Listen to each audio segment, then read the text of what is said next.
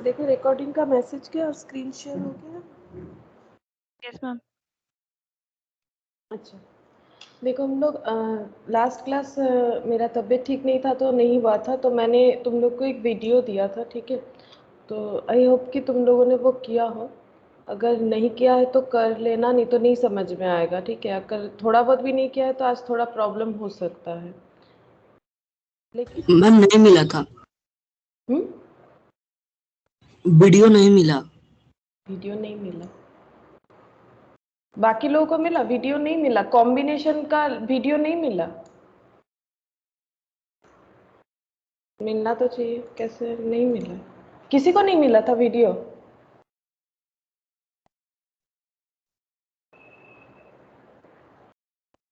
Video तो मिला है, बाकी लोग चेक तो करो कम से कम मिला कि नहीं, वो भी नहीं चेक किया। मुझे जितना याद है वीडियो मिल वीडियो तो मिला है। और नहीं भी मिला है, तुमने तो किया था क्लास कॉम्बिनेशन का, उसमें मान्ना ने भी क्लास किया था, उसी क्लास से मान्ना ने भी ज्वाइन किया था। जो भी हो, ये बेसिकली जिन लोगों ने आगे किया उनका तो रिवीजन हो जा रहा है, और जो लोग पहले टाइम कर रहे हैं उनका बात अलग है, ठीक है? तो ठीक है, फिर भी हम नहीं मिला, हम चेक करेंगे। सर क्या तुम्हें स्किप करके चले गए? देखते हैं मिला है कि नहीं। अभी तो मोबाइल सर के पास है, हम देख लेंगे। और आज हम लोग क्या करेंगे, क्योंकि मुझे पता नहीं है तुम लोगों ने सबने देखा है कि नहीं, तो हम थोड़ा सा सर्कुलर परमुटेशन और रेस्ट्रिक्टेड परमुटेशन पहले करवाएंगे। परमुटेशन कंप्लीट हो जाएगा, अगर उसके बाद टाइम बचता है तो कॉम्बिनेशन का क्वेश्चन लेंगे। अदरवाइज तुम लोग एक काम करना, जिन लोगों ने नहीं देखा है क्लास जरूर देखना, नहीं तो इसके बाद जब कॉम्बिनेशन करोगे तो नहीं समझ में आएगा, ठीक है? तो सबसे पहले हम लोग यहाँ पर आज जो है सर्कुलर परमुटेशन करेंगे, ठीक है? सर्कुलर परमुटेशन पहले करते हैं, वो हमारा पॉइंट बाकी था, ठीक है? तो हम लोगों ने एक्सरसाइज ए पूरा कंप्लीट कर लिया था, एक्सरसाइज बी को भी कंप्लीट कर लिया था आई थिंक। एक बार देख लेते हैं, ये देखो, हाँ, एक्सरसाइज 5B ये जो है, इसमें हम लोगों ने सिर्फ ये कुछ 2-3 पॉइंट जो सर्कुलर परमुटेशन से रिलेटेड है वो नहीं किया, बाकी सारा चीज कर लिया था, ठीक है? तो पहले हम लोग सर्कुलर परमुटेशन को देखेंगे कैसे होता है।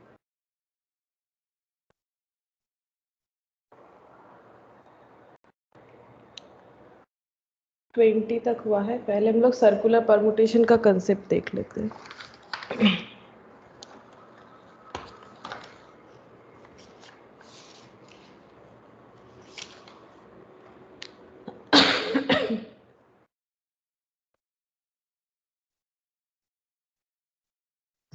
सर्कुलर परमुटेशन, ठीक है? सर्कुलर परमुटेशन का मतलब है जब हम लोग सर्कल में कोई अरेंजमेंट करेंगे, ठीक है? सर्कल में कोई अरेंजमेंट करेंगे, ठीक है? सपोज 3 पर्सन है, ए बी और सी, ठीक है? ए बी और सी, इनको अगर हमें अरेंज करना है, परमुटेशन का मतलब ये होता है सिलेक्ट एंड अरेंज। अगर 3 लोगों को हमें अरेंज करना है तो 3 लोगों को ही सिलेक्ट करना पड़ेगा। तो हम लोग अगर रो वाइज करेंगे, रो वाइज मतलब ऐसे ऐसे पोजीशन में, ठीक है? राइट टू लेफ्ट, इस तरह से रो वाइज अगर करेंगे तो कैसा कैसा हो जाएगा, ए बी सी, ऐसे ये लोग तीनों बैठ सकते हैं। मान लो 3 चेयर लगा हुआ, या फिर ए सी बी, या फिर बी सी ए, या फिर B A C, C A B और सी बी ए। देखो ये 6 तरह से होता है ना, A B C, A C B, B C A, B A C A B, C B A, ठीक है? तो ये हो जाएगा हमारा नॉर्मल जो रो वाइज जो परमुटेशन होता है, जो अभी तक हम लोग कर रहे हैं, इसका नाम होता है लीनियर परमुटेशन। लीनियर क्यों? लीनियर मतलब होता है स्ट्रेट लाइन। ये देखो स्ट्रेट लाइन बना हुआ है ना, मतलब लाइन बना हुआ है, ए बी सी, ये तीनों का पोजीशन ए सी बी, इस तरह से। तो कितने तरह से हम लोग अरेंज कर सकते हैं, कितने तरह से अरेंज कर सकते हैं? 6 वेज, ठीक है? ये देखो काउंट करो, 1 2 3 4 5 6 वेज। लेकिन अगर इसी को हमें सर्कुलर मोड में करना है तो कितने तरह से हो सकता है? ये देखो सर्कुलर मोड में कर रहे हैं, तो सर्कुलर मोड में हम लोग ऐसे बैठा सकते हैं तीनों को, ए बी सी, ठीक है? अच्छा, या फिर हम लोग ऐसे भी तो बैठा सकते हैं, यहाँ पर ए, यहाँ पर बी, यहाँ पर सी, ठीक है? अच्छा, और क्या हो सकता है, और क्या अरेंजमेंट हो सकता है? यहाँ पर ए दिया, यहाँ पर सी दे सकते हैं, ठीक है? चेंज करते कलर, ये देखो यहाँ पर दे देते हैं ए, यहाँ पर दे देते हैं बी, और यहाँ पर दे देते हैं सी, ऐसे भी हो जाएगा। अच्छा, और क्या हो सकता है, और कौन सा तरीका हो सकता है अलग, इन सब से अलग, अभी तक जो लिखा है इन सब से अलग? तो ए, यहाँ पर सी को ऐसे लिख सकते हैं सी, और यहाँ पर लिख सकते हैं बी, ठीक है, सी बी और ए, ये एक अलग पोजीशन हो रहा है, ठीक है, ये एक अलग पोजीशन देखने में लग रहा है हमें। अच्छा, नेक्स्ट देखो और क्या क्या हो सकता है। हम लोगों ने लिखा और क्या हो सकता है सोचो। और ये देखो सी को इधर दिया, ए सी, ये चेंज हो गया। अब बी वाला ले लेते हैं, बी को इधर एक बार भी नहीं दिया, चलो बी को यहाँ दे देते हैं, ठीक है, बी को यहाँ देते हैं और यहाँ लिख देते हैं ए और यहाँ लिख देते हैं सी, ठीक है। अच्छा, अब यहाँ पर और एक देखो और क्या हो सकता है। यहाँ पर ना एक लाइन लगा देते हैं, नहीं तो ये थोड़ा सा मिक्सड अप हो जा रहा है, ऐसे ये समझ में आएगा क्लियरली, ठीक है। B C A, B C A, B किधर जाएगा, बी सी ए हो सकता है, तो ये बी यहाँ पर आगे, ऊपर सी और इधर ए। ए, ये हो सकता है, ठीक है। इतने तरह से हो सकता है, तो कितने तरह से हो गया, वन, अच्छा 1 2 3 4 5 6, एक मिनट देख लेते हैं। मैंने इसको लिखा है ए सी बी, ठीक है, ए सी बी। अच्छा, ऐसे ही लिख देते 1 2 3 4 5 6, नॉर्मल मैंने ऐसे सीक्वेंस में दिखा दिया, ठीक है। अब यहाँ से हमें कुछ चेक करना है, कुछ ऑब्जर्व करना है। क्या ऑब्जर्व करेंगे हम लोग? अगर पहले वाला देखें तो अगर हम लोग ए को ध्यान में रखते हुए देखें तो हम लोग बोल सकते हैं कि ए जो बैठा हुआ है उसके आसपास बी और सी है। तो आसपास मतलब एक राइट साइड एक लेफ्ट साइड, दोनों में से किसी एक साइड में बी होगा, दोनों में से किसी एक साइड में सी होगा। हम लोग किसी को भी लेके सोच सकते हैं, हम ए को लेके ही सोच रहे हैं, ठीक है। तो पहला जो अरेंजमेंट है जिसको मैंने .1 दिया है उसके हिसाब से who is left of a, ये बताओ, who is left of a के लेफ्ट में कौन है और who is right of b, सोचो। B, sorry, right of a के राइट में और लेफ्ट में कौन है, कौन सा देख के बताना है, ये वाला देख के तुम लोग जस्ट मुझे बताओ कि राइट हैंड साइड में कौन बैठा हुआ है और लेफ्ट हैंड साइड में कौन बैठा हुआ है। राइट में सी है और लेफ्ट में बी है। राइट में सी है, करेक्ट, और लेफ्ट में बी है, ठीक है। तो ए हो गया, ए का, ए अगर ऐसे बैठा हुआ है तो ए का ये वाला साइड कौन सा है, राइट साइड। क्यों? अगर देखो तुम लोग भी ऐसा ड्रॉ कर रहे हो कॉपी में, तो हम लोग तुम लोग अगर कॉपी में लिख रहे हो तो तुम्हारे साथ ए का फेस टू फेस हो रहा है ना, ए का जो सिचुएशन है वो हमारे साथ फेस टू फेस हो रहा है कि नहीं हो रहा है, सोचो।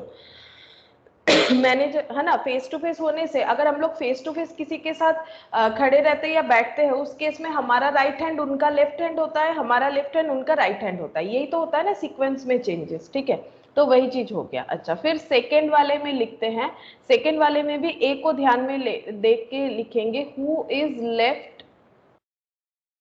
लेफ्ट ऑफ ए और हु इज राइट ऑफ ए। यहाँ पर यही वाला क्वेश्चन मेरा फिर से है, ठीक है। ए के राइट हैंड साइड में कौन है और ए के लेफ्ट हैंड साइड में, तो ए अगर ऐसे बैठा है तो ए का राइट हैंड कौन सा है, ये, और लेफ्ट कौन सा है, ये। तो बताओ इसमें ए के राइट साइड में कौन है और लेफ्ट साइड में कौन है? राइट में सी, लेफ्ट में बी। हाँ, राइट में है सी और लेफ्ट में है बी, ठीक है। देखो सेम सिचुएशन हुआ कि नहीं हुआ?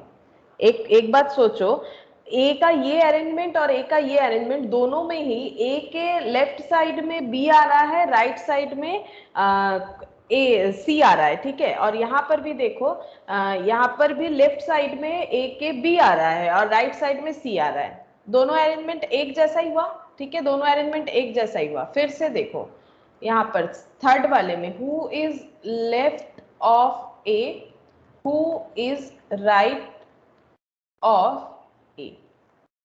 थर्ड वाले में बताओ कौन लेफ्ट में है कौन राइट में, ए का ही बता रहे, तो ए का ये राइट साइड होगा और राइट हाँ पे B, left C.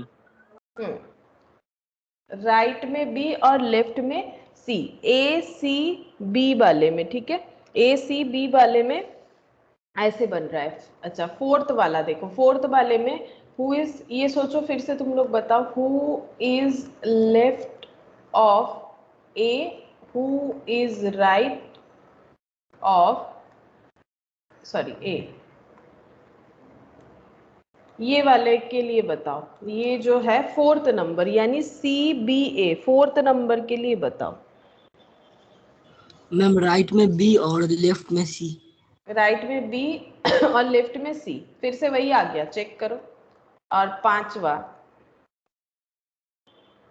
who is left of A, who is right of A।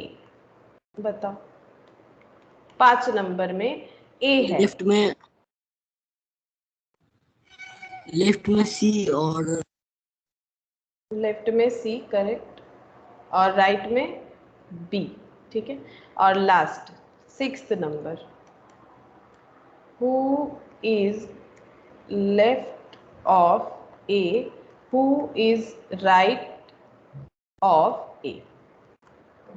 बताओ 6th नंबर का A के राइट साइड में, A अगर ऐसे लेफ्ट में सी और राइट में बी।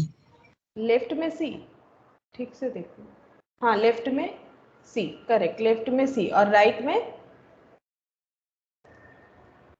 B हो रहा है। अच्छा, अब ये सोचो कि अगर यहाँ पर देखो कौन सा सिमिलर हो रहा है उसको चेक करो। तो पहला 1 में देखो लेफ्ट में बी राइट में सी, यहाँ पर भी लेफ्ट में बी राइट में सी, यहाँ पर भी लेफ्ट में बी नहीं, यहाँ पर लेफ्ट में सी, अच्छा, और राइट में बी हो गया। ये थर्ड वाला था क्या? अच्छा, ए अगर ऐसे बैठा है तो ए के राइट में बी हो जाएगा और लेफ्ट में सी हो जाएगा, ठीक है। अच्छा, ये हो गया। अच्छा, who is left of A, left में है सी, लेफ्ट में सी राइट में बी, ठीक है। तो ये देखो लेफ्ट में सी राइट में बी, ये लेफ्ट में सी राइट में बी, ये 3 और 4, लेफ्ट में सी राइट में बी, ये वाला। अच्छा, और यहाँ पर लेफ्ट में सी, ये मैम शायद गलत, 6 में, हाँ ये 6 वाला गलत, लेफ्ट में बी होगा। हाँ ये तो गलत हुआ, वही चीज वही हम देख रहे थे। ये ए ऐसे बैठा है तो ए को इमेजिन करो कि हम लोग इधर फेस करके बैठे हैं, तो ये हमारा राइट हैंड साइड हो जाएगा ना। तो ए के राइट में सी है और लेफ्ट में बी है, ठीक है। तो इसको अगर हम लोग देखें तो ये हम थोड़ा सा कलर चेंज करके बता देते हैं। ये देखो कौन सा कलर ले, ग्रीन ले लेते, देखो ठीक है।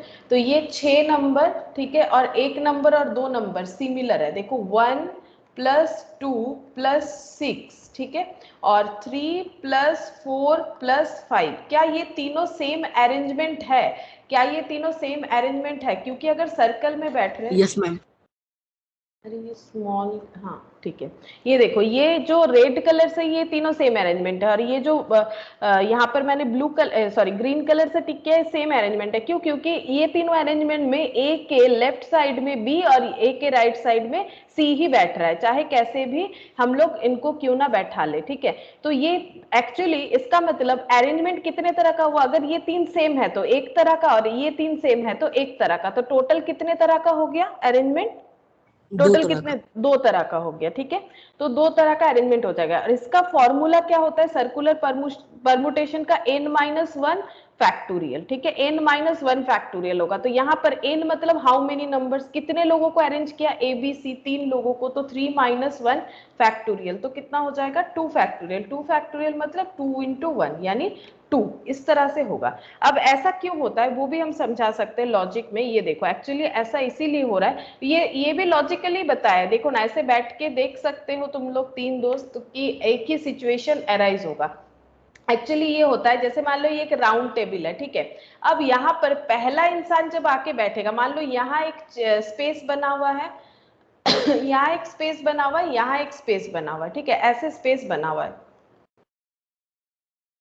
थोड़ा सा ऐसे कर लेते, चलो ये और ये ऐसे 3 टेबल लगा हुआ है, ठीक है, राउंड टेबल में। अब पहला इंसान जब आके बैठेगा, क्या उसके लिए कितने सारे ऑप्शन है बता सकते हो? पहला इंसान जब आके बैठ रहा है उसके लिए बैठने का कितना सारा ऑप्शन है? 3। उसके लिए 3 ऑप्शन। अच्छा ठीक है, उसके लिए 3 ऑप्शन मान लेते हैं एक बार कि उसके लिए 3 ऑप्शन है, ठीक है। लेकिन ऑप्शंस का बात कब आता है? जब मान लो अगर हम लोग रो में है तो ऑप्शन तब होगा ना अगर हम लोग यहाँ पर बैठेंगे। जैसे मान लो ट्रेन में जब 3 सीट रहता है, ठीक है, ट्रेन में जब 3 सीट ऐसे रहता है, 3 सीट के जगह का बोल रहे हैं, 2 सीट वाला नहीं बोल रहे, ठीक है, 2 सीट में भी होगा, हम 3 सीट से समझाना चाहते हैं। तो पता है इसको क्या बोला जाता है? मिडिल वाला पोजीशन। अगर कभी ट्रेन में टिकट बुक किए हो तो देखना, एक बोला जाता है मिडिल, और जो लोअर, मिडिल, अपर। हाँ, हाँ वो तो तुम स्लीपर वाला बोल रहे हो, लोअर मिडिल अपर जो नॉर्मल ऐसे ट्रेन में जब हम लोग सफर करते हैं, मतलब स्लीपर के लिए नहीं बोल रहे, जो चेयर कार होता है ना, जो बैठ के जाना पड़ता है, सोने वाला नहीं बोल रहे, उसमें नहीं कर पाएंगे, ठीक है। तो ये एक साइड वाला रहता है, ठीक है, एक विंडो साइड होता है, ये समझ ही जाओगे, नॉर्मल सा बात है। देखो ना, 3 सीट है ट्रेन में, ठीक है, ये मिडिल में जगह रहता है, इधर 2 रहता है, ठीक है, एक साइड 3 एक साइड 2, जो चेयर कार वाला सिस्टम होता है उसे बोलते हैं चेयर कार, ठीक है। तो इधर एक हो जाता है, इधर भी 3 रहता है, ठीक है, ये सिचुएशन, ये बीच से लोग जाना आना करते हैं, ये इधर 3 इधर 3।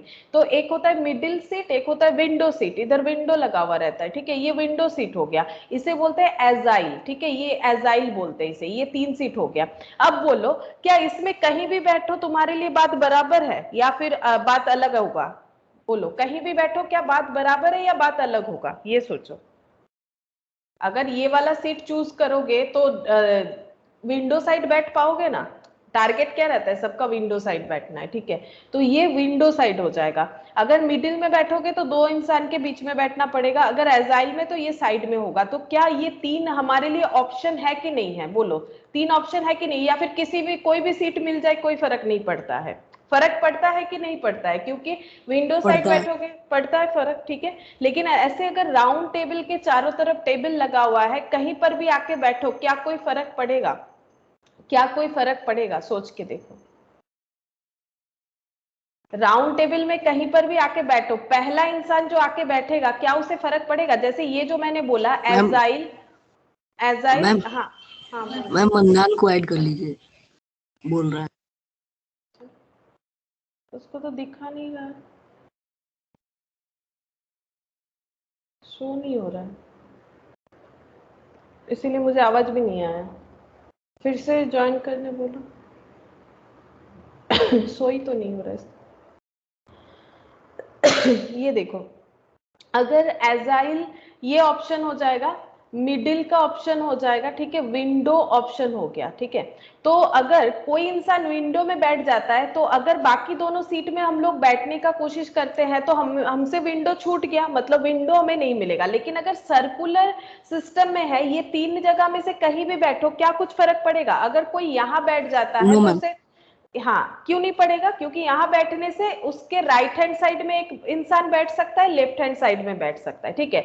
अगर हम लोग बोलेंगे कि नहीं भाई मुझे इधर नहीं बैठना है, मुझे इधर बैठना है, तो भी मेरे राइट हैंड साइड में एक जन बैठेगा, लेफ्ट हैंड साइड में। रेस्टोरेंट में सोचो ना, ऐसे सर्कुलर टेबल लगा हुआ नहीं रहता है, तो ये हो गया, ठीक है। या फिर अगर यहाँ बैठ जाओगे तो भी क्या होगा, एक इंसान लेफ्ट हैंड में बैठेगा, एक राइट हैंड में बैठेगा, फर्क क्या है? लेकिन कोई विंडो में बैठ गया तो इस इंसान के इधर और कोई नहीं बैठ सकता है, जो बैठेगा वो इधर ही बैठेगा, है ना। तो ये होता है ऑप्शन। लेकिन अगर मेरा सिचुएशन ही चेंज नहीं हो रहा है, that is not called option. तो ये अगर ये तीनों चीज मेरे लिए बराबर है, तो मेरे लिए ऑप्शन कितना सारा है? क्या मेरे लिए 3 ऑप्शन है? ये 3 ऑप्शन मतलब अगर अलग अलग चीज होता है, जैसे मुझे विंडो साइड बैठना है, मुझे मिडिल में बैठना है, मुझे एजाइल मतलब जो जाने आने के रास्ते में साइड वाला सीट होता है उसमें बैठना है, ठीक है। तो ये होता है ऑप्शन। जैसे मुझे फ्रूट में क्या क्या खाना है, ठीक है, एप्पल लेना है कि ऑरेंज या फिर कोकोनट, ठीक है, दैट इज ऑप्शन। लेकिन अगर मेरे पास 3 कोकोनट ही है तो ऑप्शन कैसे हुआ? एक मतलब उसमें तो कोई ऑप्शन क्रिएट नहीं हुआ। वैसे ये सर्कुलर अगर है तो यहाँ पर अब,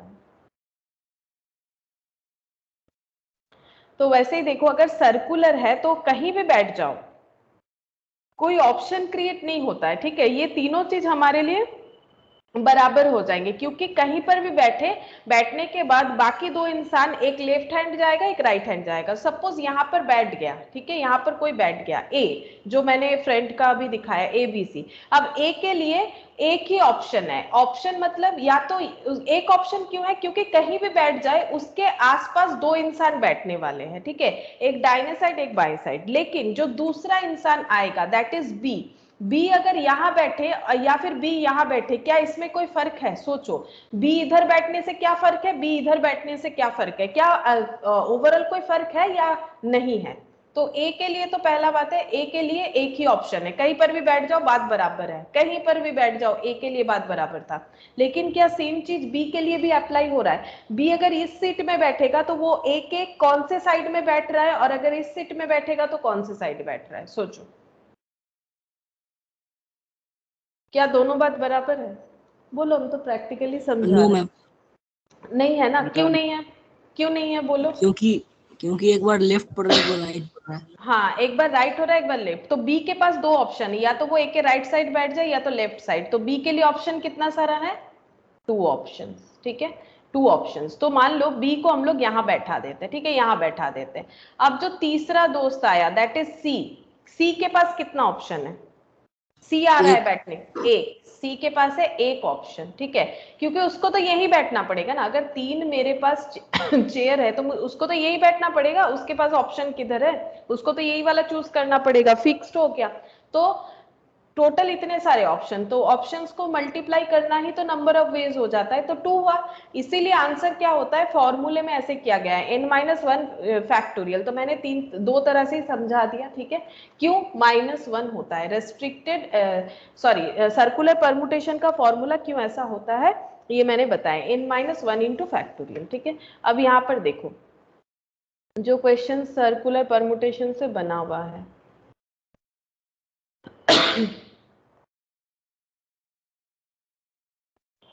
ये रहा पहला वाला, ये देखो, the number of ways in which 7 girls form a ring, ring मतलब सर्कल, 7 गर्ल्स मिलके एक रिंग में मतलब रिंग बनाना चाहते, मतलब गोल खड़े होना चाहते, सर्कल में खड़े होना चाहते, तो कितने तरह से हो सकता है? अगर ये सर्कल के जगह नॉर्मल ये रो होता तो हम लोग बोलते 7p7, क्योंकि 7 लड़कियों को एट ए टाइम 7 लड़कियों को ही चूज करना है, देन उनको अरेंज करना है, ठीक है। तो वो 7p7 होता है। लेकिन सर्कुलर में क्या हो जाएगा? सर्कुलर का फॉर्मूला क्या है? अभी हम लोगों ने देखा n-1 फैक्टोरियल, क्योंकि पहला वाला और लास्ट वाले के पास कोई भी ऑप्शन नहीं रहता है मैम ना। Option C. ऑप्शन सी, हाँ ऑप्शन सी हो सकता है। देखो 7-1 फैक्टोरियल हो जाएगा तो कितना हो जाएगा? 6 फैक्टोरियल, ठीक है। और 6 फैक्टोरियल मतलब 5 फैक्टोरियल 120 होता है, ये मुझे याद है। तो 120 इंटू 6 कर लो, जितना होगा उतना ही। तो option c correct option, 720। 720 option c हो जाएगा, ठीक है। तो जब भी सर्कुलर परमुटेशन आएगा वो कुछ इस तरह से होगा। अच्छा, नेक्स्ट देखो, the number of ways in which 7 boys sit in a round table so that 2 particular boys may sit together, ठीक है। तो ये वाला देखो कैसे होगा, 7 बॉयज एक राउंड टेबल में बैठने वाले हैं ताकि 2 पर्टिकुलर बॉयज, इनमें से 2 पर्टिकुलर बॉयज जो है वो एक साथ हमेशा रहने चाहिए, ठीक है। ये पक्के दोस्त हैं, इनको एक साथ रहना है। बाकी लोगों का ऐसा कोई बात नहीं है, कहीं भी बैठा हो बैठ जाएंगे। बाकी बच्चे 5 जन, ठीक है, 5 जन, उनका टुगेदर वाला बात नहीं है। 5 जन है, उनको कैसे भी बैठा हो वो बैठ जाएंगे, उनको ऐसा कोई पर्टिकुलर बात नहीं है कि इसी इंसान के साथ बैठना है। लेकिन 2 लोगों को एक साथ बैठना है। जब 2 लोग एक साथ ही हमेशा रहेंगे तो वो एक ग्रुप कहलाते हैं, यही तो हम लोगों ने लास्ट क्लास में पढ़ा था। तो ये हो गया एक ग्रुप, ठीक है। और ये 5, तो ओवरऑल हमें कितने लोगों का अरेंजमेंट करना पड़ेगा? ओवरऑल हमें कितने लोगों का अरेंजमेंट करना पड़ेगा? 5 + 6, ठीक है, 6 लोगों का। लेकिन वो तो नॉर्मल वाले परमुटेशन में होता है, लेकिन जब सर्कुलर होता है तो हम लोग 6p6 लिखेंगे या फिर 6 से एक कम कर देंगे, क्योंकि हमारा टोटल अरेंजमेंट कैसे होता है? 6-1 फैक्टोरियल। हाँ, यहाँ पर n मेरा 6 आ गया, लेकिन मुझे करना है n-1 फैक्टोरियल, है ना। तो n-, 120। हाँ, तो ये हो जाएगा, नहीं 120 नहीं, और भी कुछ होगा। देखो n-1, तो ये हो गया 6-1 फैक्टोरियल, यानी 5 फैक्टोरियल। इसको हम लोग लिख सकते हैं 5p5, ठीक है।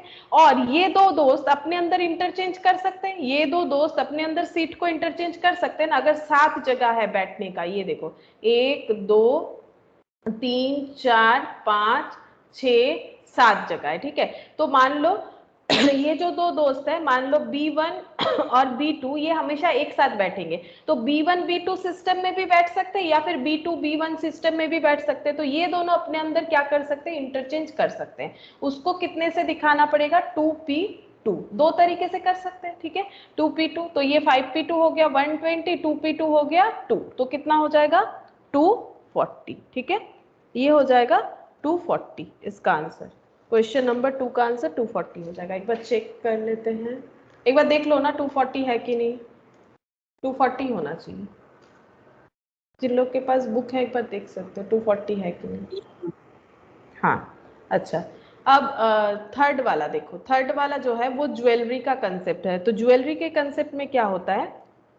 पहले ज्वेलरी का कंसेप्ट समझते, फिर हम लोग 3rd नंबर वाला क्वेश्चन करेंगे। तो ये ज्वेलरी मतलब नेकलेस का बात हो रहा है यहाँ पर, ठीक है। तो नेकलेस में कौन सा मतलब अरेंजमेंट आता है, सर्कुलर या फिर रो वाइज? नेकलेस कैसा होता है? ऑब्वियसली जो सर्कुलर चीज होता है वही तो नेकलेस होता है ना। अब मान लो एक नेकलेस में 4 मोती लगे हुए हैं, ठीक है। नेकलेस में 4 मोती लगे हुए हैं, मोती का नाम दे देते हैं, बीड्स बोल सकते हैं इन्हें, ए, ठीक है, बी, यहाँ पर सी और यहाँ पर डी, ठीक है। तो मोती ए, बी, सी और डी, 4 मोती लगे हुए हैं ये इस नेकलेस में, ठीक है।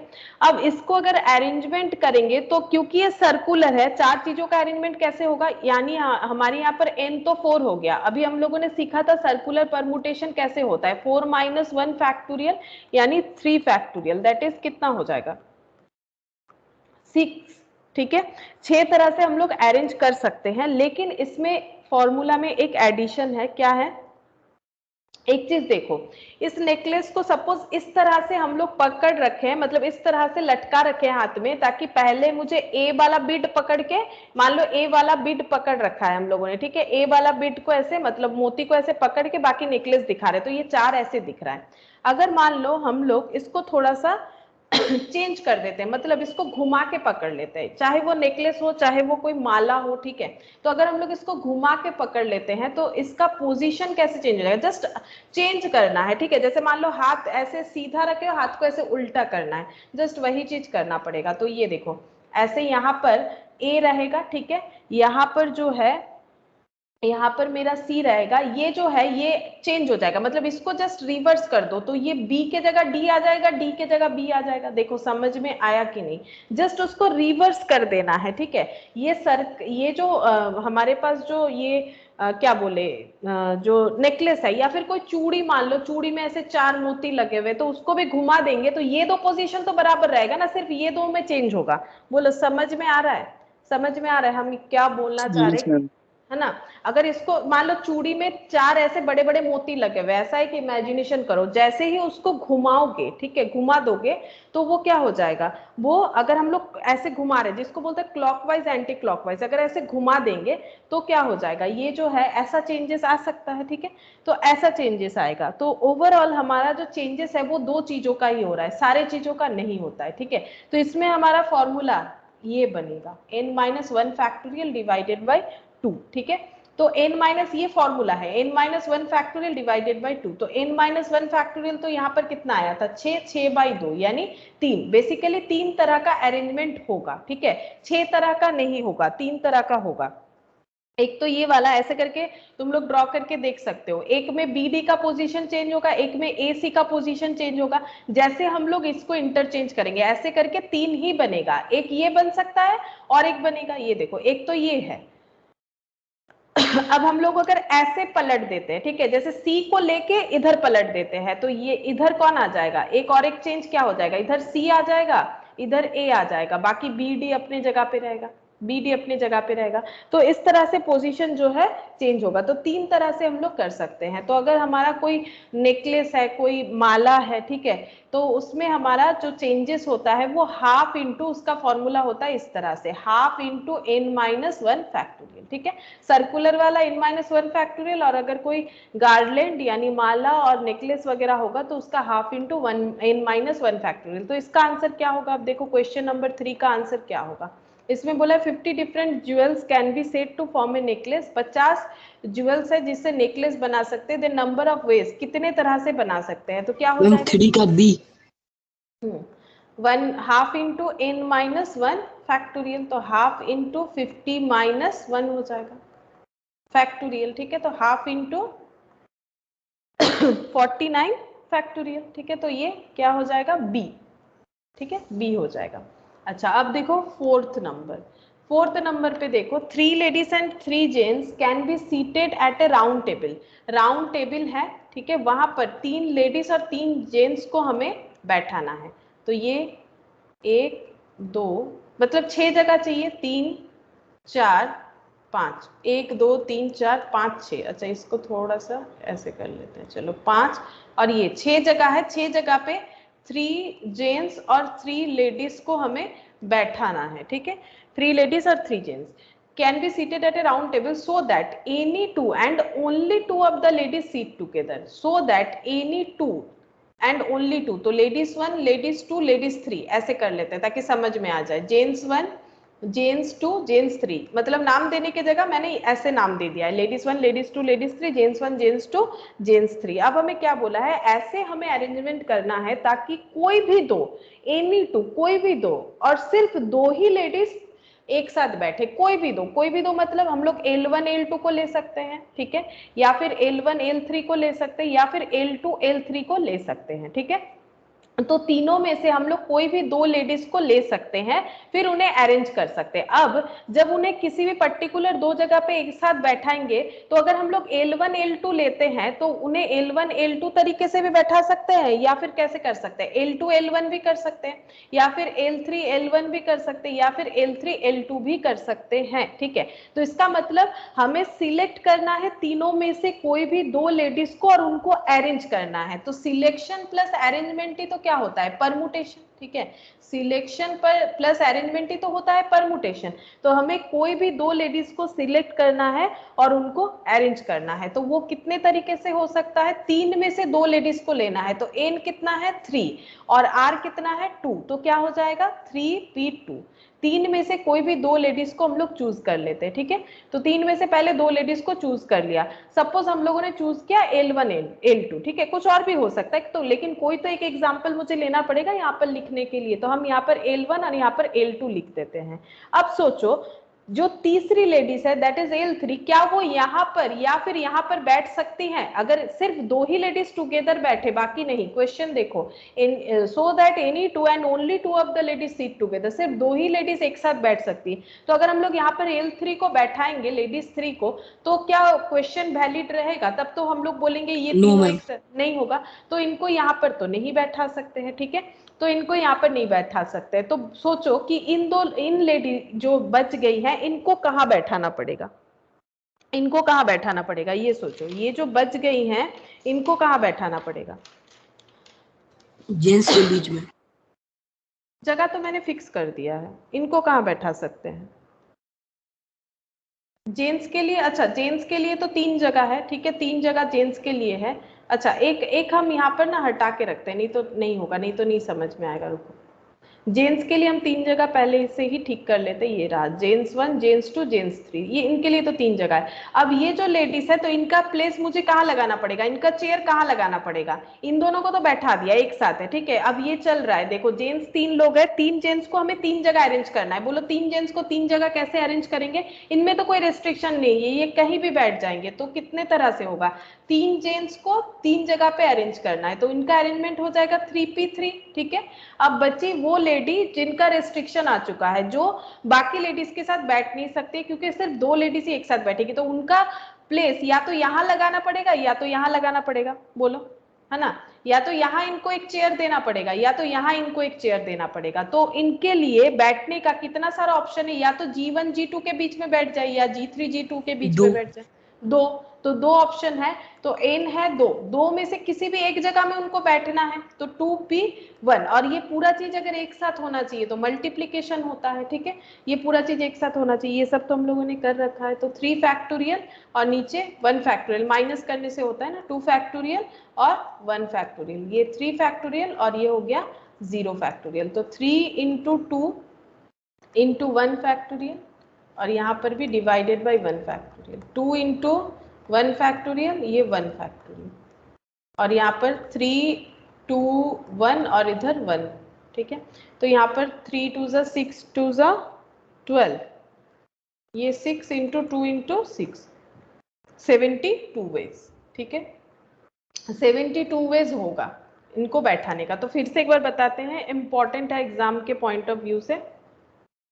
हमें बोला है कि 3 जेंट्स है 3 लेडीज है, उनको राउंड टेबल में बैठाना है। अगर इसके अलावा अगर कुछ नहीं बोला होता तो हमारा आंसर हो जाता 6 जन को राउंड टेबल में बैठाना है, तो हमें क्या करना पड़ेगा 6 - 1 फैक्टोरियल, तो ये 5 फैक्टोरियल 120 आंसर आ जाना चाहिए। बट यहाँ पर रेस्ट्रिक्शन लगा दिया, क्या रेस्ट्रिक्शन क्या है कि दो लेडीज और सिर्फ दो ही लेडीज एक साथ बैठ सकती है, तो कोई भी दो लेडीज, अब बोला नहीं है कि पर्टिकुलर कोई लेडीज जो है वो दो एक साथ बैठेगी, कोई भी दो लेडीज।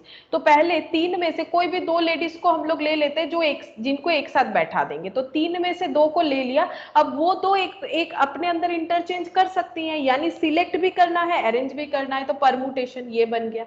अच्छा, दो लेडीज को बैठा दिया हम लोगों ने, एक का रेस्ट्रिक्शन है, पहले जेंट्स को बैठा देते, फिर देखते हैं कि उनको कहाँ बैठाए ऐसे ताकि वो बाकी लेडीजों के साथ एक साथ ना बैठ पाए। तो तीन जेंट्स के लिए तीन जगह है, ठीक है, तो तीन जेंट्स के लिए तीन जगह, 3p3 तरीके से ये बैठ सकते हैं।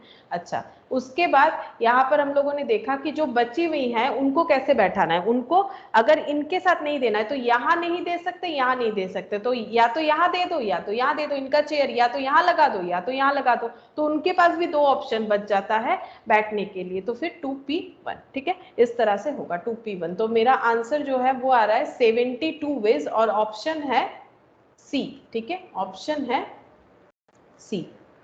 अच्छा, इसके बाद ये सब क्वेश्चन हम लोगों ने कर लिया था देख लो एक बार, 5 भी कर लिया था, यस 5 6 7 ये सब कर लिया, 8 9 10 11 12 13 14 15 ये भी कर लिया, 16 17 ये कर लिया था, 18 19 ये सब कर लिया,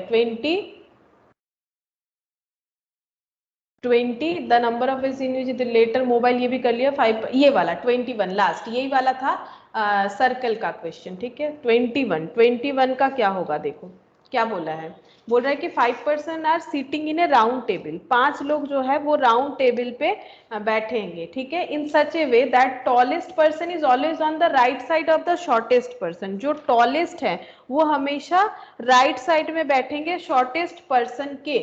the number of such arrangement, कितने तरह से ये अरेंजमेंट हो सकता है ये बोला गया है, तो बताओ क्या होगा, सोचो क्या होगा।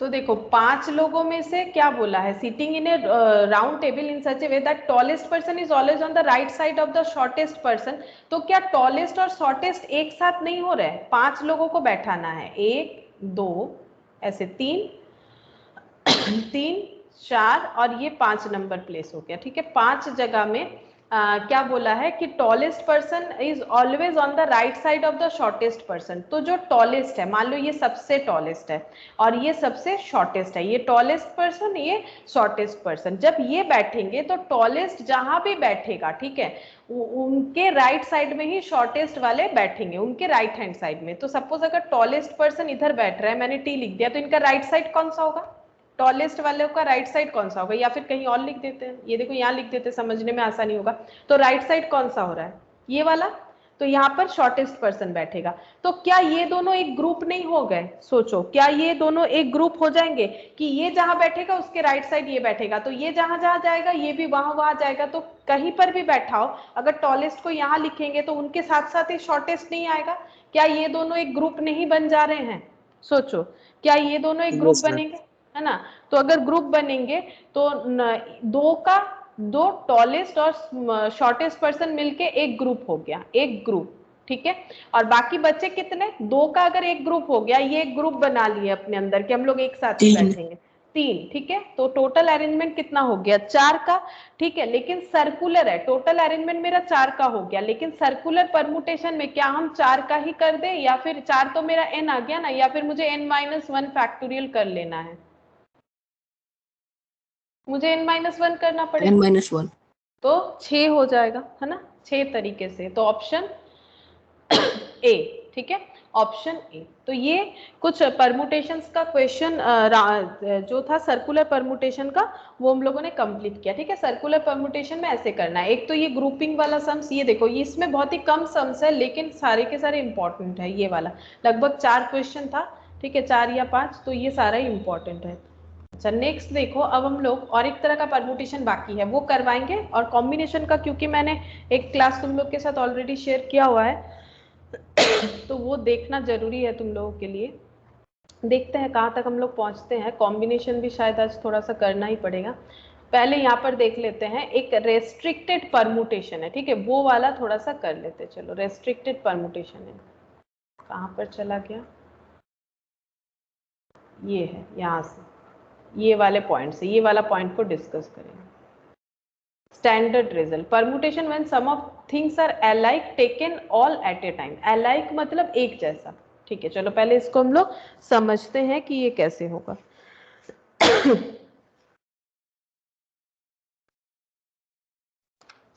इसके लिए हम लोग एक एग्जाम्पल ले लेते हैं।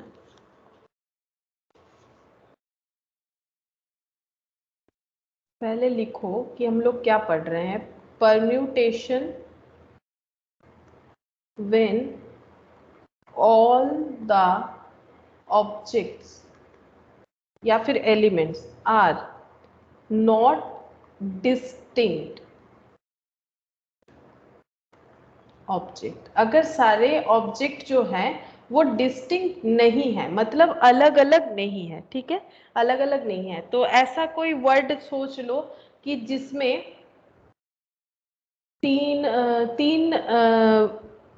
मतलब तीन वर्ड जो होगा, सॉरी तीन लेटर वाला एक वर्ड बताओ जिसमें दो रिपीटेड लेटर हो सकते हैं। जैसे क्या हो सकता है?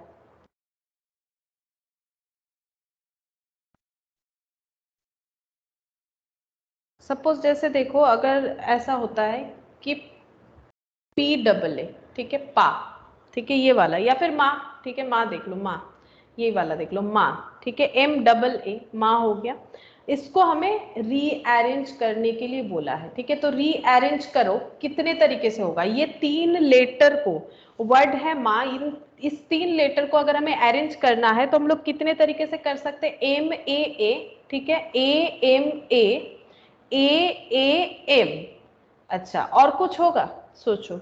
नॉर्मली तीन वर्ड रहने से, जैसे अगर कैट रहता है तो उसमें क्या होता है? 6 तरीके का होता है ना, CAT, CTA, TAC, TCA, ACT, ATC। तो उस हिसाब से अगर देखो तो इसमें भी 6 होना चाहिए, लेकिन इसमें 6 होगा क्या? सोचो, क्या इसमें और कुछ होगा? नो मैम, नहीं होगा। अच्छा, अगर मान लो यहाँ पर क्यों नहीं होगा? बिकॉज ये सेम है। देखो, अगर हम लोग ऐसे मान लिखते MA1 MA2 तो इसमें 6 अरेंजमेंट हो जाता। देखो, MA1 A2 पहला, दूसरा MA2 A1, ठीक है, फिर A1 M A2, फिर A2 M A1, ठीक है, 1 2 3 4, और क्या होगा? और क्या होगा? A2 A1 M, A1 A2 M, है ना, 1 2 3 4 5 6। लेकिन क्या ए का ऐसा कोई बाइफर्केशन होता है क्या? हमारे पास ऐसा कोई लेटर थोड़ी ना है जिसमें A1 A2, ये तो पॉसिबल नहीं है। तो एक्चुअली देखो, एम A1 A2 जो है वो ये वाला ही है। जो एम A1 A2 है, क्या वो ये वाला ही है? एक बार बताओ प्लीज, जो एम A है, क्या ये और ये सेम है? क्या ये और ये सेम है? क्योंकि A1 A2 तो कुछ होता नहीं है ना, तो क्या ये और ये सेम है? Yes ma'am. अच्छा, MA2 A1 A2 A, ये क्या लिख दिया मैंने? A2 A2 क्यों लिख दिया? इसको चेंज कर लेते। चलो, A2 और A1, ठीक है, ऑपोजिट होगा ना। अच्छा, ये वाला जो है, इसमें से ये, इसमें से कौन सा अरेंजमेंट है? A2 A1, ये वाला भी तो यही अरेंजमेंट है ना। A2 A1 थोड़ी ना कुछ होता है, A2 A1 बोल के थोड़ी ना कुछ होता है। अगर होता तब जाके ये अरेंजमेंट होता। तो ये वाला अरेंजमेंट ये वाला है। अच्छा, A1 M A2, ये वाला अरेंजमेंट ये है। देखो, हम कलर चेंज करके दिखाते हैं। ये वाला अरेंजमेंट है, ये वाला अरेंजमेंट भी ये सेम है, ठीक है। और ये जो अरेंजमेंट है, ये वाला A2 A1 M, A2 A1 M, ये वाला अरेंजमेंट है, ये वाला। तो ये दोनों का पेयर ये है, और ये दोनों का, और ये है ये दोनों का, ठीक है। तो इसीलिए जब अलग ऑब्जेक्ट नहीं होता है किसी भी वर्ड में, डिस्टिंक्ट ऑब्जेक्ट नहीं होता है, जैसे ये डिस्टिंक्ट नहीं है, तो उस केस में हमारा फॉर्मूला क्या बनना चाहिए? तो उस केस में देखो, नॉर्मली हमारा 3 हो गया, ये सही आंसर है। 3 बेसिकली अरेंजमेंट होने चाहिए। तो हमारा जो फॉर्मूला है वो कुछ इस तरह से बनेगा। तो 3 वर्ड है तो इसको 3p3 तरीके से करेंगे, लेकिन जितने भी सिमिलर वर्ड है उसको डिवाइडेड बाय उतना फैक्टोरियल कर देना है। जैसे यहाँ पर सिमिलर वर्ड है ए, वो 2 बार है तो नीचे करेंगे 2 फैक्टोरियल, तो 3p3 का मतलब होता है 3 फैक्टोरियल बाय 2 फैक्टोरियल, यानी 3 इंटू 2 इंटू 1 और डिवाइडेड बाय 2 इंटू 1। तो ये 3 तरीके से हो गया, ठीक है। इसी कंसेप्ट में होगा अगर हमारा सेम वर्ड होता है, सेम किसी भी तरह से अगर डिस्टिंक्ट नहीं होता है, तो जितने सारे सिमिलर चीज है पहले वो काउंट करेंगे कितने सारे, जैसे ए 2 बार है तो डिवाइडेड बाय उतना फैक्टोरियल कर लेना है, ठीक है। अब देखो यहाँ पर ये तो मैंने समझा दिया कैसे होगा। अब यहाँ से क्वेश्चंस देखते हैं। ये देखो पहला बोल रहा है कि calculus, how many different permutations are possible from the letter of the word calculus. Calculus से कितने सारे हम लोग अरेंजमेंट कर सकते हैं। तो यहाँ पर देखो कैलकुलस, CALCULUS, ठीक है। वैसे इसमें कितने सारे लेटर हैं, 1 2 3 4 5 6 7 8 लेटर है। अब ढूंढो कि सेम मतलब एक जैसे लेटर कितने सारे हैं। तो ये देखो सी क्या रिपीट हुआ है? हाँ हुआ है। कितना बार? 2 बार, तो सी 2 बार है, ऐसा लिख दिया मैंने, ठीक है। ए, क्या ए 2 बार है? नहीं है, तो हम यहाँ पर ए लिखते हैं। एक्चुअली हम यहाँ पर लिखना चाहते हैं ऐसे लेटर जो कि मोर देन 1 टाइम है, और यहाँ पर लिख रहे हैं जो सिंगल बार है, ठीक है। तो यहाँ पर ए को भी लिख दिया। चलो एल का देखते हैं, क्या एल 2 बार है? हाँ है, एल 2 बार है, ठीक है। एल 2 बार है, 2 बार है तो 2 बार लिखेंगे, 3 बार है तो 3 बार लिखेंगे। नेक्स्ट यू, क्या यू है रिपीट? हाँ है, तो यहाँ पर लिख देते यू 2 बार है। एल का कोई रिपीटेशन नहीं है, चलो एल यहाँ लिख देते। एस का कोई रिपीटेशन नहीं है, चलो एस यहाँ पर लिख देते, ठीक है। ये हो गया। अब अभी मैंने रूल्स दिखाया, क्या करना है हम लोग नॉर्मली 8 लेटर को अगर अरेंज करेंगे तो वो मैम एल तो 2 बार है। एल भी 2 बार है? ओ अच्छा, एल लिखा था क्या मैंने, सॉरी। एल तो 2 बार है, एस 1 बार है ना, एस 1 बार है। तो देखो 8 लेटर को अगर अरेंज करना है तो 8p8 तरीके से होगा, क्योंकि इसमें जो है कि रिपीटेशन अवेलेबल है, तो हम लोग डिवाइडेड बाय उतने रिपीटेशन का मतलब फैक्टोरियल करेंगे। तो 2 फैक्टोरियल 2 फैक्टोरियल 2 फैक्टोरियल और मल्टीप्लिकेटेड होके होगा, ठीक है। मल्टीप्लिकेशन के साथ होगा, 2 फैक्टोरियल 2 फैक्टोरियल 2 फैक्टोरियल। मतलब फॉर्मूला क्या हो गया? npn divided by n factorial n factorial n factorial, जितना बार होगा, ठीक है। n नहीं, एक्चुअली यहाँ पर rp ऐसे दे सकते हैं, r factorial p factorial q factorial. n होगा तो फिर यही वाला हो जाएगा ना, ऐसा नहीं, जितना बार रिपीट होगा। तो 8p8 मतलब 8 फैक्टोरियल, 2 फैक्टोरियल मतलब 2 इंटू 1, 2 फैक्टोरियल मतलब 2 इंटू 1, 2 फैक्टोरियल मतलब 2 इंटू 1। तो 8 7 6 5 4 3 2 फैक्टोरियल यहाँ तक रख देते हैं, ठीक है। अच्छा, तो एक काम करते हैं, एक फैक्टोरियल इसको तो हम लोग डायरेक्टली कैलकुलेटर पे भी कर सकते हो, ठीक है। ये 2 फैक्टोरियल रख देते हैं। तो 2 इंटू 1, एक फैक्टोरियल को मैंने स्प्लिट किया, दूसरे वाले को किया, लास्ट वाले को नहीं किया, ये इससे कट हो गया। ये 4 कट हो गया। अब इसका मल्टीप्लीकेशन कर लो, 8 इंटू 7 इंटू, ये कैलकुलेटर पे कर लो, 87653 17808 देख लेते। मेरा गलत आया, 8 फैक्टोरियल डिवाइडेड बाय 3 बार 2। हाँ मैंने भी तो वही किया है, तो मेरा कुछ गलत हो गया क्या? 8 7 6 5 3 2, देखते हैं 8 7 6 5 3 2। अच्छा, अब तो कैलकुलेटर कुछ अलग दिखा रहा है, 10080 दिखा रहा है। आंसर क्या है? 5040876543 और नीचे 2। मैंने क्या गलत लिखा है? 8 7 6 5 4 3 2 सही तो लिखा है, और नीचे 2 2 2, तो एक 2 फैक्टोरियल मैंने काट दिया। 2 2 मैम 4। मैम ये लोग 8 काट दिए, उसके बाद में फिर 7 6 5 4 3 2 1 को इंटू कर। तो भी तो एक ही बात होना चाहिए ना, मुझे लग रहा है मैंने ये 2 भी इंटू कर लिया इसीलिए हो रहा है। 8 7 6 5 3 होगा ना, ये 2 तो मेरा कट किया हुआ है।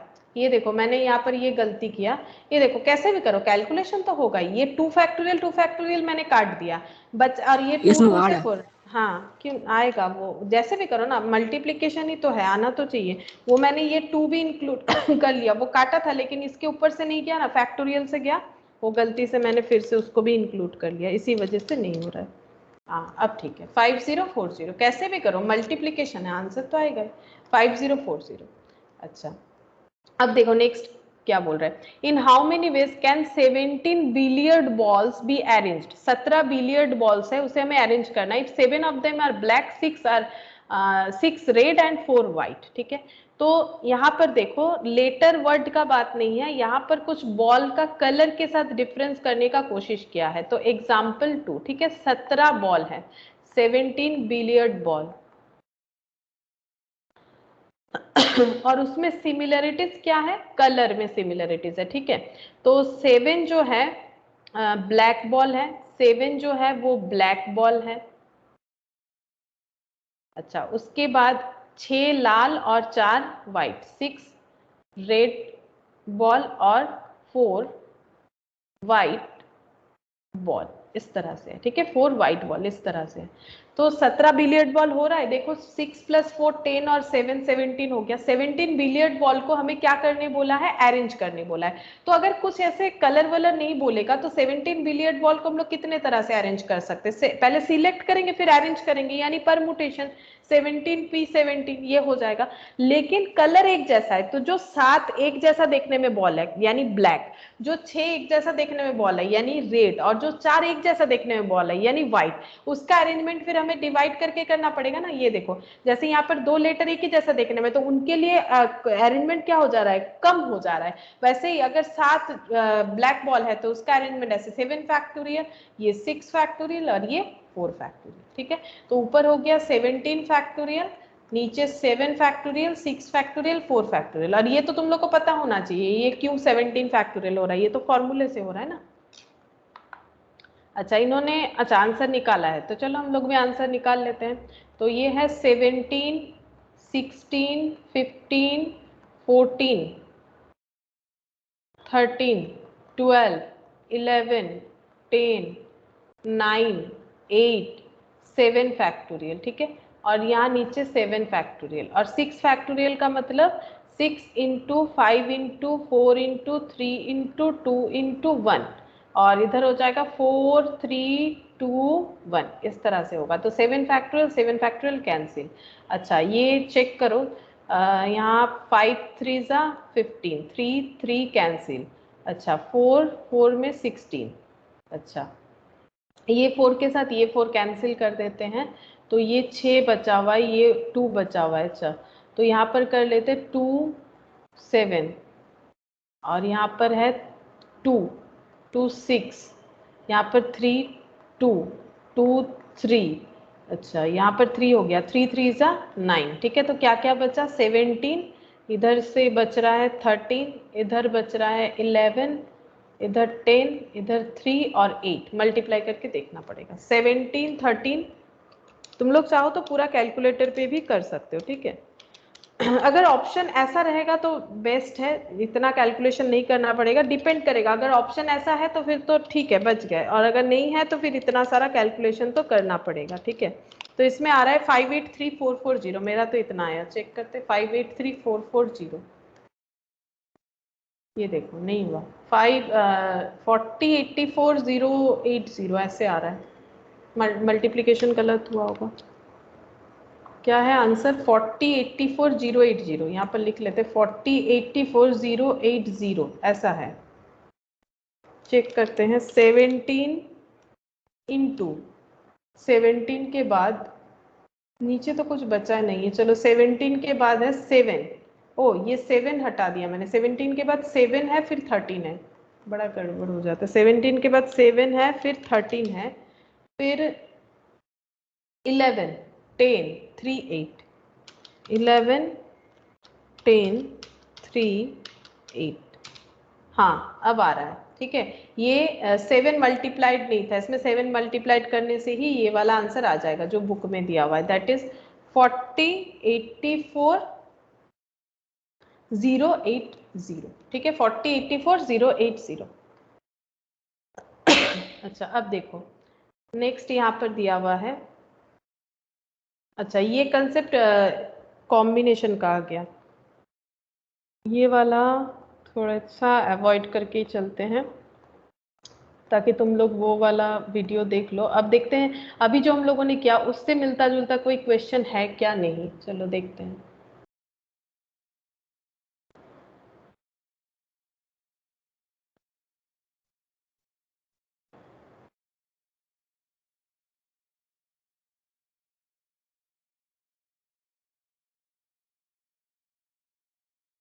मिसलेनियस में चेक करते हैं।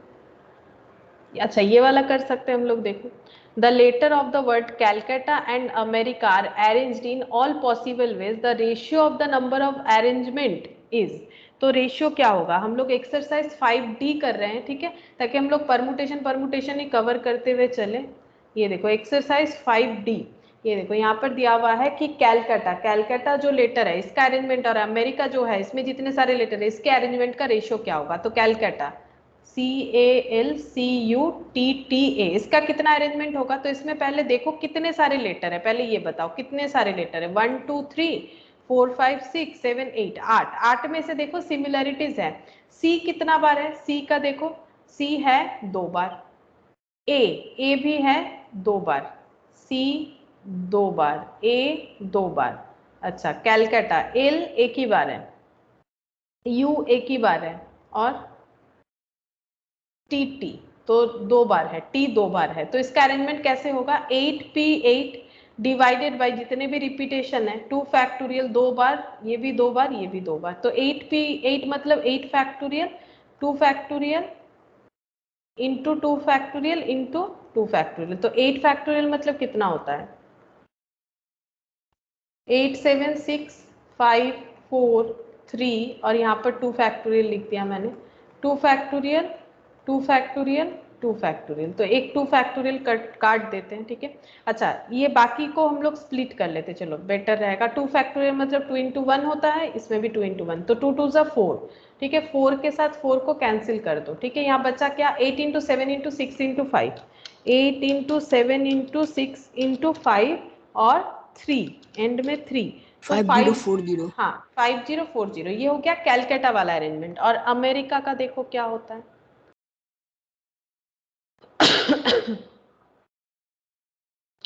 अमेरिका था ना वर्ड, क्या था अमेरिका, हाँ इसका क्या होगा, इसमें कितने सारे वर्ड है, 1 2 3 4 5 6 7, 7 है। अब सिमिलर और डिसिमिलर देखो, अमेरिका ए तो 2 बार है, यहाँ पर एक बार यहाँ पर एक बार, तो ए 2 बार है। एम तो एक ही बार है, एम एक ही बार है। ई एक बार है, ई एक बार है। आर भी एक बार है। आई भी एक बार है, ठीक है। सी, अच्छा सी भी एक बार है। तो 7 लेटर का अरेंजमेंट 7P7, लेकिन रिपीटेशन है तो जितना रिपीटेशन है उतना फैक्टोरियल। तो 7P7 यानी 7 फैक्टोरियल डिवाइडेड बाय 2 फैक्टोरियल, तो 7 6 5 4 3 2, 2 फैक्टोरियल तक रखते हैं, ये कैंसिल। तो 7 6 5 4 3 इंटू करो, 2520। अच्छा 2520। अब इनका रेशियो बोला है, तो पहले देखो रेशियो में क्या होता है, पहला डेटा को पहले रीड करो, ठीक है। तो कैलकुलेटर बोल रहे, कैलकाटा का जो है उसका अरेंजमेंट पहले लेना है, उसके बाद अमेरिका, क्योंकि वही वाला पहले दिया हुआ है। तो कैलकाटा का हाँ 5040 और 2520। तो इसका रेशियो बना के देखो, 0 0 कैंसिल, ये 2 से यहाँ पर डिवाइड हो जाएगा। 252 को अगर इंटू 2 करोगे तो 504 होगा, है ना। Yes ma'am, 2:1।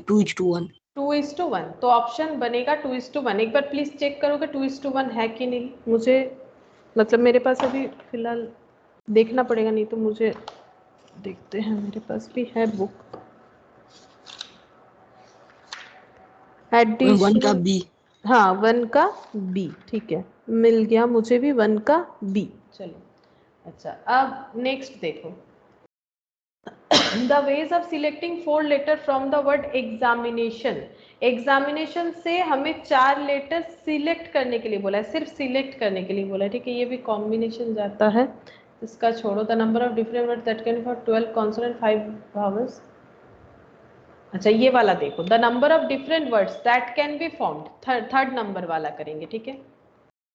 the number of different words that can be formed with 12 consonant and 5 vowels by taking 4 consonant and 3 vowels in each word। मतलब हमारे पास टोटल वर्ड बनाने के लिए 12 कॉन्सोनेंट दिया गया है और 5 भावल्स है, तो हमारे पास एन क्या है, एन हमारे पास दो तरह से है, 12 कॉन्सोनेंट है और जो वावल्स है वो 5 है, 5 वावल्स है, तो टोटल एन कितना हो जाएगा, एन का टोटल लगाओ, 12 + 5 कितना हो गया 17। 17 लेटर्स है जिसमें 12 कॉन्सोनेंट है और 5 वावल्स है। हमें क्या करना है, इससे वर्ड बनाना है, वर्ड, ठीक है। तो वर्ड बनाएंगे, लेकिन एक कंडीशन दे रखा है, 4 कॉन्सोनेंट लेना है, जो भी वर्ड बनेगा 4 कॉन्सोनेंट और 3 वावल्स लेना है, जो भी वर्ड बनेगा उसमें 4 कॉन्सोनेंट और 3 वावल्स रहना ही चाहिए, मतलब 7 लेटर का वर्ड बनेगा, इसका मतलब 7 लेटर का वर्ड बनना चाहिए ना। तो 4 कॉन्सोनेंट लेना है, 3 वावल्स लेना है, तो 12 में से कोई भी 4 कॉन्सोनेंट कितने तरीके से ले सकते हैं, 12 में से कोई भी 4 कॉन्सोनेंट कितने तरीके से ले पाएंगे बोलो। अच्छा ये भी ना थोड़ा सा कॉम्बिनेशन आ जाता है आई थिंक, ठीक है चलो ये समझा देते हैं, क्वेश्चन जब ले लिया है तो। सिलेक्शन अरेंज ये दोनों ही होगा। अच्छा देखो 12 में से अगर हम लोग 4 कॉन्सोनेंट लेंगे तो कितने तरीके से लेंगे, 12p4, ठीक है। और 5 में से अगर हम लोग 3 वावल्स लेंगे तो 5p4, ठीक है। यहाँ पर तो इस तरह से हो जाएगा। अब दोनों लेना है तभी तो 7 वर्ड का बनेगा, तो ये ऐसे बन जाएगा, ठीक है। क्योंकि देखो हम लोग जो 4 कॉन्सोनेंट लेंगे, क्या उसको हम लोग चेंज नहीं कर सकते हैं। देखो 4 कॉन्सोनेंट जो हम लोग सिलेक्ट करेंगे, मान लो कॉन्सोनेंट में क्या है, जैसे बी हो सकता है, सी हो सकता है, डी हो सकता है, एफ हो सकता है, ठीक है। ये 4 ले लिए, तो बी सी डी एफ, और मान लो 3 वावल्स ले लिए ए ई आई, ठीक है। अब इससे एक वर्ड बनाना चाहते हैं, तो क्या सिर्फ ये ऐसे ही रहेगा, इसमें चेंजेस भी तो हो सकता है, अरेंजमेंट, जैसे ए ई आई है इसके जगह आई ए ई हो जाएगा, इस तरह से चेंज हो सकता है ना। जो सिलेक्ट कर रहे हैं उसके थ्रू से भी तो बहुत सारा अरेंजमेंट हो सकता है, जैसे सिलेक्ट किए उसको भी तो हम लोग चेंज करते हुए चल सकते हैं, मतलब सिलेक्शन एंड अरेंजमेंट, तो परमुटेशन होगा। तो 12 का 12 फैक्टोरियल डिवाइडेड बाय 12 - 4 कितना होता है, 12 - 4 8 होता है, 8 फैक्टोरियल। अच्छा ये 5 फैक्टोरियल और ये हो गया 1 फैक्टोरियल, तो इसका क्या हो जाएगा आंसर, 12 × 11 × 10 × 9 × 8 फैक्टोरियल, और नीचे 8 फैक्टोरियल इंटू 5 फैक्टोरियल, यानी 5 4 3 2, और ये 1 फैक्टोरियल, ये कैंसिल हो गया। अच्छा तो 12 इंटू, इसका आंसर कैसे दिया हुआ है, देखो इसका आंसर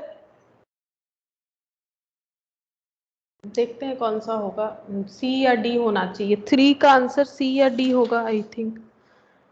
देखते हैं इंटू करके कितना आता है, 12 × 11 × 10, 12 × 11 × 10 × 9 × 5 × 4 × 3 × 2, तो इन्होंने तो मल्टीप्लाई कर नहीं रखा है। 4950 × 7 फैक्टोरियल, ये कितना होता है, 7 फैक्टोरियल मतलब 4950 × 7 फैक्टोरियल कितना होगा, करके देखना पड़ेगा। 7 फैक्टोरियल, 5 फैक्टोरियल तो 120 होता है, 120 और इंटू 6 कर लो तो 720, और इंटू 7 कर लो,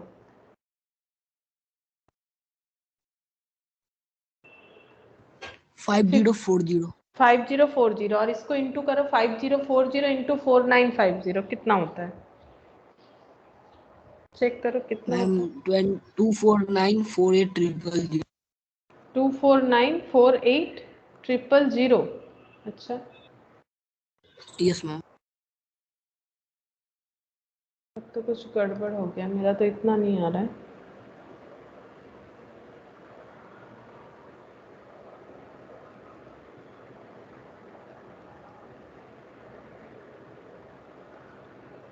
अच्छा तो यहाँ पर 7 भी अपने अंदर इंटरचेंज कर सकते हैं ना,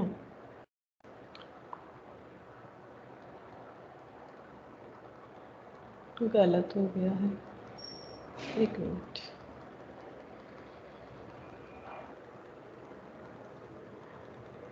थोड़ा सा कॉम्बिनेशन बताना ही पड़ेगा क्योंकि आगे का सारा क्वेश्चन कॉम्बिनेशन जैसा ही है, तो सिर्फ इससे काम नहीं चलेगा। ठीक है, तुम लोगों ने वीडियो नहीं देखा है तो देख लेना, हम थोड़ा सा बता देते हैं कि समझ जाओगे एक्चुअली कॉम्बिनेशन का कंसेप्ट क्या है, तो हमारे लिए थोड़ा आसान रहेगा। क्योंकि वैसे भी एडिशनल क्वेश्चन में ये कॉम्बिनेशन और परमुटेशन मिक्सड अप कर दिया है, ठीक है, मतलब यहाँ हमें कॉम्बिनेशन का भी लेना है, परमुटेशन भी लेना है, तो अगर हम लोग वैसे करेंगे तो प्रॉब्लम हो जाएगा, नहीं होगा, मतलब फिर समझने में दिक्कत होगा। सिर्फ परमुटेशन का देख लेते हैं, जैसे ये देखो, ये वाला कर सकते हैं, ये 7 वाला हो जाएगा, 8 वाला, चलो वो वाला नहीं होगा, उसमें कॉम्बिनेशन भी अप्लाई करना पड़ेगा, ठीक है। तो 3 वाला एक बार नहीं करवाते, 7 वाला देखो, the number of words that can be made by rearranging the letter, rearranging बोला, अरेंजिंग नहीं, ऐसा तुम लोग के नॉर्मल क्वेश्चन एक्सरसाइज में भी था, ठीक है। लेटर ऑफ द वर्ड अपूर्णा so that vowels and consonant appear alternate, ठीक है, ये कर पाएंगे हम लोग। और ये देखो, ये वाला करते हैं पहले, ये देखो, the number of arrangement of the letter of the word commerce, commerce का अरेंजमेंट बताओ कैसे होगा, तुम लोग तो कॉमर्स ही पढ़ रहे हो। 1 2 3 4 5 6 7 8, वैसे तो 8 है, 8 में रिपीटेशन कितना है कॉमर्स में, देखो रिपीटेशन बताओ कौन कौन सा है। मैम एम है और ई है और C। हाँ, एम है, ई है, सी है, कितना बार है वो लिख लेते, चलो हम लोग 8 वाला कर लेते, चलो 8 वाला हो जाएगा कॉमर्स, CO। मैम 5040। अच्छा, देखते हैं, सी में रिपीटेशन है 2 बार, ओ में कोई रिपीटेशन नहीं है, एम में रिपीटेशन है 2 बार, ई में रिपीटेशन है 2 बार, अच्छा आर में कोई रिपीटेशन नहीं है, और क्या है, कॉमर्स, COMMERCE, यही होगा ना। तो 8 है, 1 2 3 4 5 6 7 8, तो 8p8 divided by 2 factorial 2 factorial 2 factorial, तो 8p8 मतलब 8 फैक्टोरियल, और 2 फैक्टोरियल 2 फैक्टोरियल और 2 फैक्टोरियल, तो 8 फैक्टोरियल मतलब कितना, 8 7 6 5 4 3 और 5040। अच्छा 5040, तो देख लेते हैं, देखो 2 फैक्टोरियल कैंसिल, 2 2 ज़ा 4, 4 से 4 कैंसिल हो गया, 8 7 6 5 3, 8 7 6 5 3, तो ये हो जाएगा 5040, ये हो जाएगा 5040, यानी कौन सा हो जाएगा, अच्छा इसमें ऑप्शन कौन सा होगा बोलो, यहाँ पर कुछ अलग तरीके से दिया हुआ मैम है, सी। सी, यस मैम।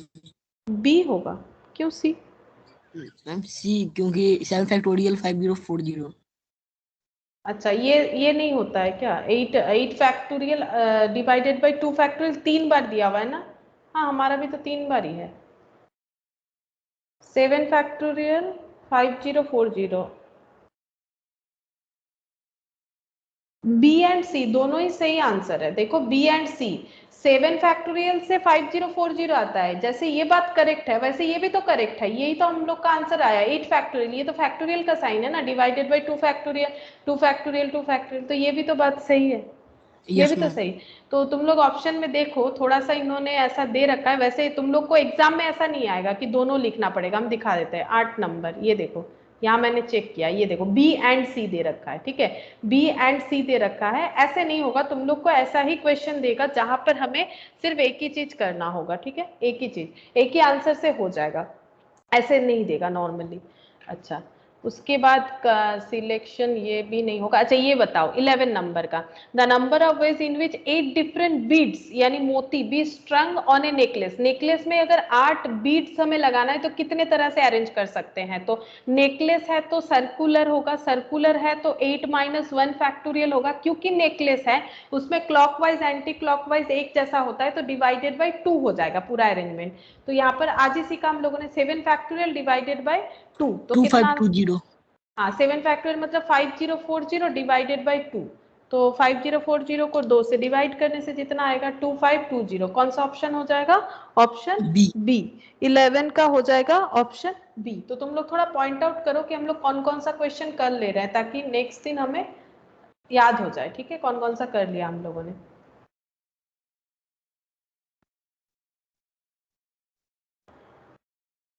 अच्छा, यहाँ से और क्या कर सकते हैं, ये ग्रुप है नहीं होगा,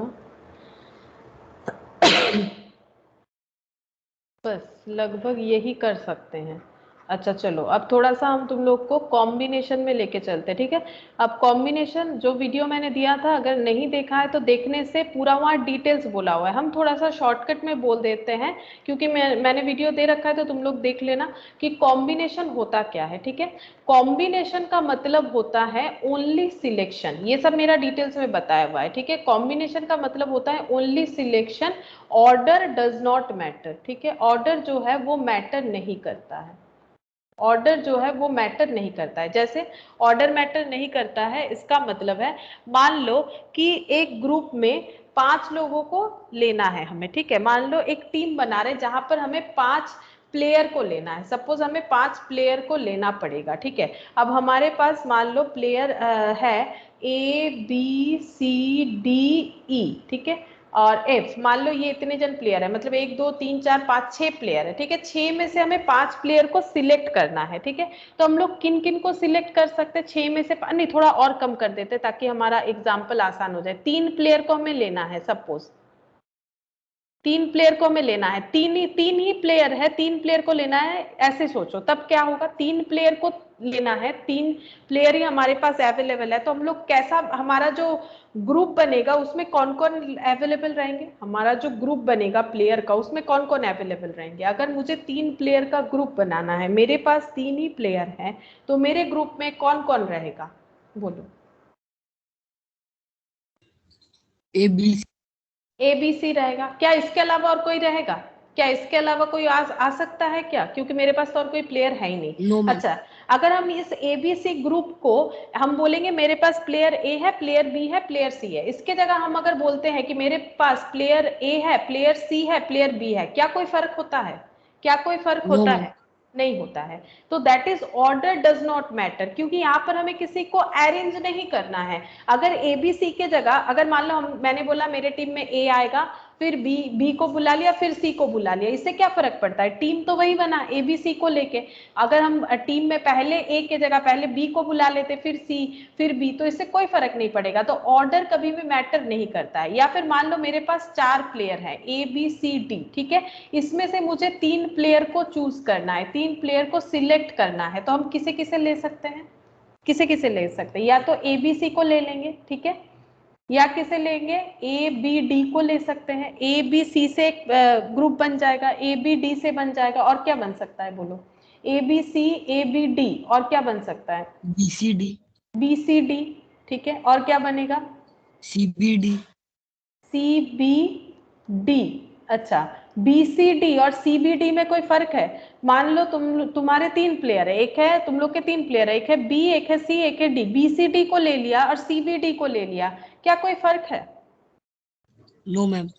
क्योंकि यहाँ पर भी B है, C है, D है, यहाँ पर भी B है, C है, D है, तो ये तो सेम हो गया, ये थोड़ी ना होगा। लेकिन इन दोनों में फर्क है, यहाँ पर A B को लिए है और साथ में C को लिए है, यहाँ पर A B लिए साथ में D लिए, तो ऐसा सोचो इस तरह से, जिससे हमारा ग्रुप अलग बनता है, एक जैसा थोड़ी ना बनेगा, ठीक है।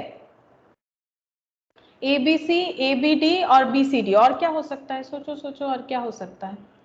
ABC को ले लिया, A प्लेयर को रखा है, BC को रखा है, A प्लेयर को रखा है, A प्लेयर को रख लिया, BC मैम को रखा है, ADC।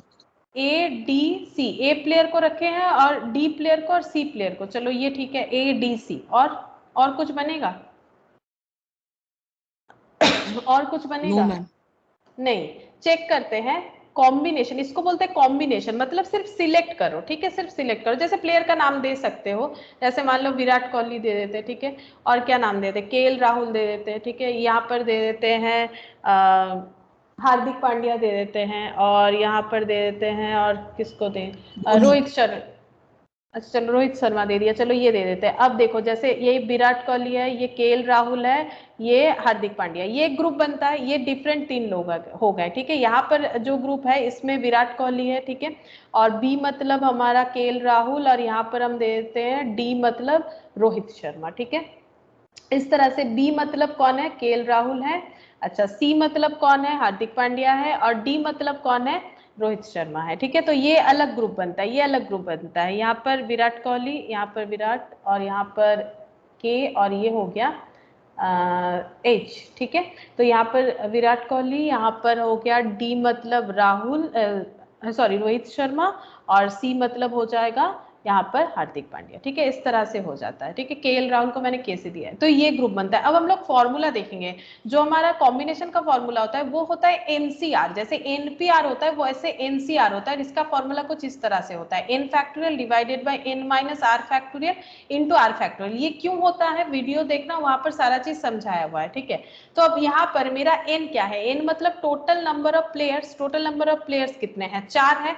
4 में से मुझे टीम में कितने लोगों को एट ए टाइम सिलेक्ट करना है, सिलेक्ट करना है, अरेंज नहीं करना है, सिर्फ 3, ठीक है। चाहे हम इन तीनों को विराट कोहली, केएल राहुल और हार्दिक पांड्या बोले, या हार्दिक पांड्या, केएल राहुल, विराट कोहली, उससे कोई फर्क नहीं पड़ेगा, अरेंजमेंट थोड़ी ना करना है, हमें सिर्फ सिलेक्ट करना है।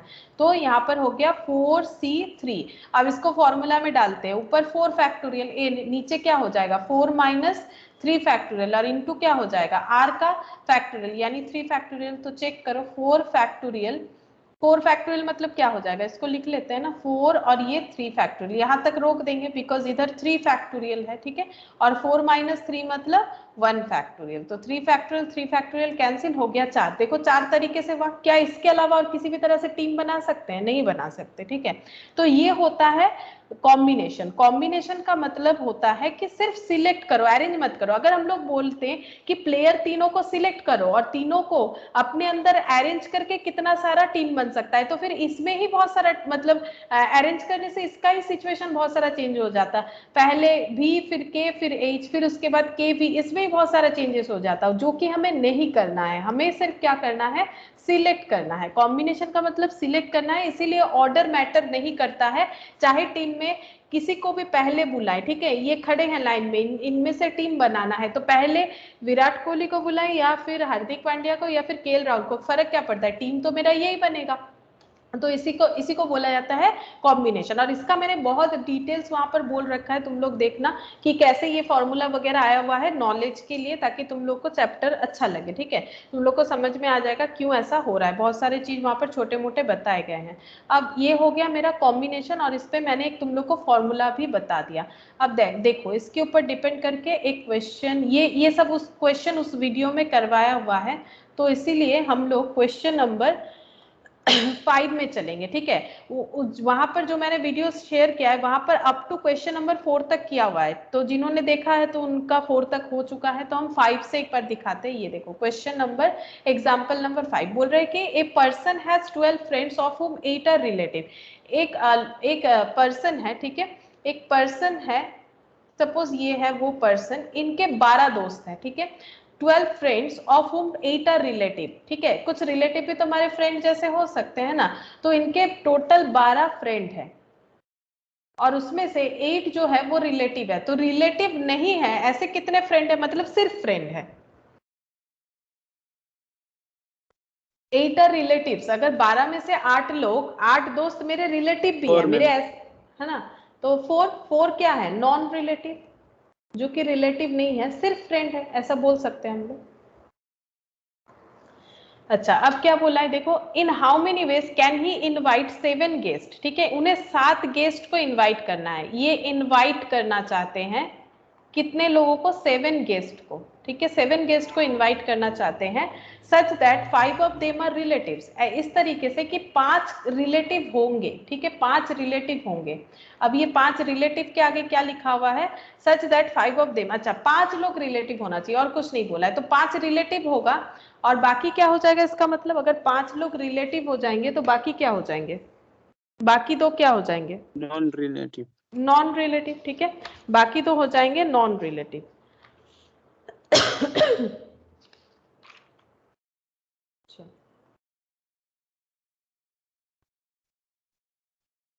तो हम लोग किस तरह से, मतलब ये पर्सन किस तरह से अपना अरेंजमेंट, मतलब अपना जो सिलेक्शन है वो कर सकते हैं, अपना जो अरेंजमेंट है वो कर सकते हैं।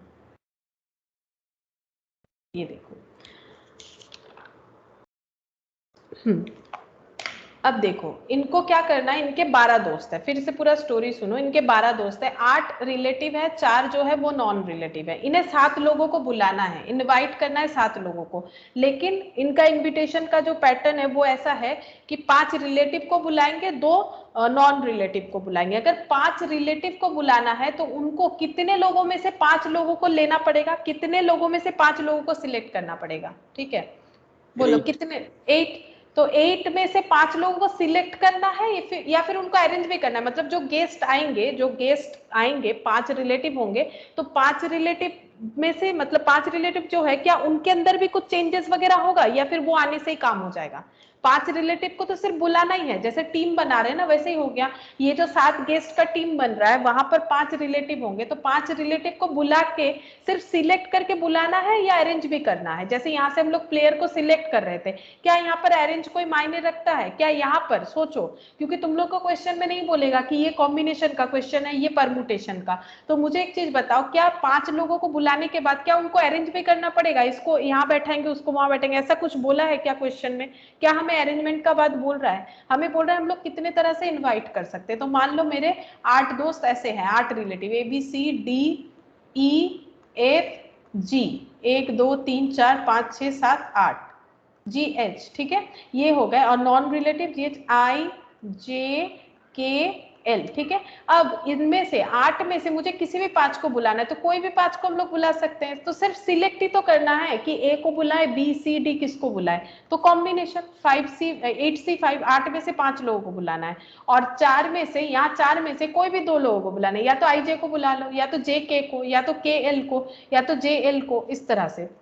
तो 4 में से 2 लोगों को बुलाना है, ठीक है। अब बोलो, क्या JK को बुला रहे हैं और KJ को बुला रहे हैं, क्या ये चीज अलग है कि सेम ही है? यहाँ पर ये सोचो, इससे तुम लोग सेम है। अगर सेम है, अगर तुम्हारा आंसर दिमाग से सेम आता है तो सोचो ये कॉम्बिनेशन है ना, ये कॉम्बिनेशन है, क्योंकि इसमें ऑर्डर मैटर नहीं करता है। तुमने नॉन रिलेटिव में से JK को बुला लिया या KJ को बुलाया, बात तो एक ही है, चाहे JK को बुलाओ चाहे KJ को बुलाओ, बात तो एक ही है, आएगा तो वही तो इंसान। तो ये दोनों में फर्क जब नहीं होता है तभी वो कॉम्बिनेशन होता है। तो दिमाग में सोचो कि क्या इसमें कोई फर्क बनेगा? अगर नहीं बनता है तो यहाँ C लिखो, कॉम्बिनेशन। अब ये दोनों जो गेस्ट है, 7 लोगों को बुलाना है, तो ये और ये 2 चीज साइमल्टेनियसली होना चाहिए, तो यहाँ पर इनटू हो जाएगा, एंड हो जाएगा। तो 8C5, तो 8C5 को कैसे करेंगे? अभी मैंने तुम लोग को यहाँ पर फॉर्मूला सिखाया ये वाला, ठीक है। तो ये फॉर्मूला से ही दिखा देते हैं, n factorial divided bye n minus r factorial, इसका शॉर्टकट भी दिखा देंगे। n factorial n minus r factorial into, देखो यहाँ पर दिया हुआ है इनटू r फैक्टोरियल, ठीक है, into r factorial. r factorial का मतलब 5 क्योंकि यहाँ पर r है। अच्छा, यहाँ पर 4 factorial, 4 minus 2 factorial into 2 factorial, ये देखो 8 फैक्टोरियल यहाँ पर हो गया, 3 फैक्टोरियल यहाँ पर हो गया, 5 फैक्टोरियल, 4 फैक्टोरियल यहाँ पर हो गया, 2 फैक्टोरियल इनटू 2 फैक्टोरियल, ठीक है। ये थोड़ा लेंथी प्रोसेस है, हम अभी शॉर्टकट भी दिखा देते हैं। तो 8 7 6 5 फैक्टोरियल तक करेंगे, क्योंकि यहाँ पर 5 फैक्टोरियल कट हो जाएगा मेरा, 3 2 1, तो ये 6 और 6 कैंसिल, और यहाँ पर देखो 4 3 और एक 2 फैक्टोरियल, यहाँ पर एक 2 फैक्टोरियल और एक 2 इंटू 1 कर देते हैं, तो ये हो गया 2। तो ये कितना हो जाएगा? 8 इंटू 6, 3 3 6। अच्छा, चेक कर लेते हैं। 3 3 6। अब इसका शॉर्टकट देखो, क्या हम लोग इतना टफ करेंगे? नहीं, मतलब इतना बड़ा कैलकुलेशन करेंगे एमसीक्यू के लिए? बिल्कुल नहीं, हम लोग इसका शॉर्टकट ढूंढेंगे। तो ये कैलकुलेशन का शॉर्टकट दिखाते हैं, ठीक है। 8C5 और 4C2, चलो यहाँ पर 8C5 और 4C2 शॉर्टकट क्या है? देखो शॉर्टकट ये है कि अगर हम लोग ऐसे करते हैं, नीचे क्या होगा 5, हम लोग फॉर्मूला नहीं लगाते, नीचे 5 को लिखेंगे 5 4 3 2 1। इससे भी और एक शॉर्टकट दिखाएंगे, पहले ये देखो, ये समझो कि शॉर्टकट क्या है। पहले हम लोग लिखेंगे 5 4 3 2 1, नीचे जितने बार स्प्लिट करेंगे ऊपर उतना बार ही स्प्लिट करेंगे, तो ऊपर कितना बार होगा? नीचे 1 2 3 4 5 फैक्टर्स हम लिखा है, इंटू करके लिखने का मतलब फैक्टर्स। तो 8 7 6 4 और 5, क्या ये 5 फैक्टर्स हो गया, 1 2 3 4 5, 1 2 3 4 5, ठीक है, इनटू यहाँ पर नीचे पहले लिखो 2 इंटू 1, तो नीचे 2 फैक्टर है तो ऊपर भी 2 ही लिखना, 4 इंटू 3, और चेक करके देखेंगे क्या हमारा सिमिलर आंसर आता है कि नहीं। तो 4 इंटू 5, 5 इंटू 4 कैंसिल, 3 इंटू 2 6, तो यहाँ पर 2 इंटू 2 तो 8 7 2 3, बोलो मल्टीप्लाई करके सेम आ रहा है, 8 इंटू 7 इंटू 2 इंटू 3, क्या मल्टीप्लाई करके सेम आ रहा है, 336 आ रहा है, क्या मल्टीप्लीकेशन करके सेम आ गया, 336, ठीक है। तो शॉर्टकट क्या हुआ, हमें वो माइनस वाइनस करके लिखना नहीं पड़ा, हमें क्या याद रखना है, नीचे मेरा जितना फैक्टर होगा मुझे ऊपर भी उतना ही फैक्टर लिखना है। अब इसका लॉजिक क्या है, लॉजिक देखो सिंपल, यहाँ पर अगर 8 है और ये नीचे 5 है, ठीक है, तो ये अगर 3 है क्योंकि ये कम होगा, ठीक है, ये अगर 3 है तो ये मेरा क्या हो जा रहा है, देखो यहाँ पर 1 2 3 4, ठीक है, यहाँ पर 3, यहाँ पर हम लोगों ने लिखा एक, इसको अगर पूरा लिखते ना तो समझ में आ जाता है, ये देखो इसको अगर हम लोग पूरा लिखेंगे तो तुम लोग को बिल्कुल क्लियरली समझ में आएगा, 8 7 6 5 4 3 2 और 1, ठीक है, और नीचे हो जाएगा 3 2 1 और 5 के लिए 5 4 3 2 1, ठीक है। तो ये देखो ये 5 4 3 2 1 5 4 3 2 1 कट गया, ठीक है, तो नीचे क्या बच रहा है 3 2 1, और ऊपर क्या बच रहा है, ऊपर बच रहा है 8 7 6, मतलब नीचे जितना फैक्टर बच रहा है ऊपर भी उतना फैक्टर बच रहा है, इसी को शॉर्टकट बनाया गया है, ठीक है। तो इसको हम लोग अगर शॉर्टकट बनाएंगे तो क्या करना है हमें, ये जो नीचे 5 है नीचे जितना रहेगा, ठीक है, नीचे जितना रहेगा उतना फैक्टर लिखेंगे, ऊपर भी उतना ही फैक्टर लिखेंगे।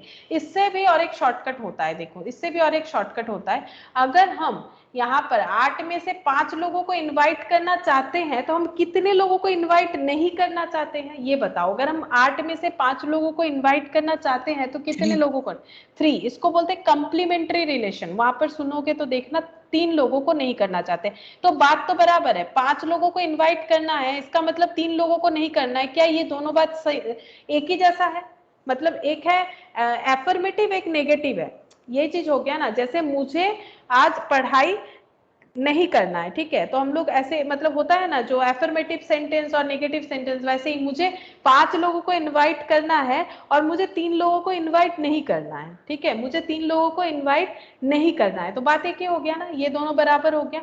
अब ऐसा क्यों कर दिया, ये वाला नहीं किया, 2 लोगों को इन्वाइट करना है इसका मतलब 2 लोगों को नहीं करना है, तो वो तो सेम ही होगा ना, इसीलिए इसको कोई चेंज नहीं दिखा रहे। इसमें सुविधा क्या हुआ, जो मैंने अभी शॉर्टकट सिखाया, नीचे का जो फैक्टर है वो पहले लिखेंगे, तो वो 3 बार हुआ, तो ऊपर भी कितना बार होगा, 3 बार, 8 7 6, ठीक है, और यहाँ पर नीचे का फैक्टर जितना बार होगा ऊपर भी उतना बार ही होगा। तो ये देखो ये 5 था तो इतना बार लिखना पड़ा था, जैसे इसको मैंने 3 में कन्वर्ट कर दिया, ये और भी शॉर्टकट हो गया, ये और भी शॉर्टकट हो गया, इसमें भी आंसर 336 आएगा। तो शॉर्टकट क्या है, एक तो हम लोग कंप्लीमेंट्री करके कर सकते हैं, नीचे अगर 5 है तो इसको कंप्लीमेंट करके 3 करेंगे, और कब कन्वर्ट करना है कैसे समझेंगे, अगर ये मेरा 8 से 3 होगा तो इसको 8 से 5 करना तो बेकार होगा ना, क्योंकि 3 में फैक्टर कम होगा जबकि 5 में फैक्टर ज्यादा होगा, तो हम लोग ये अगर जितना कम रहेगा उतना सही है हमारे लिए, ठीक है।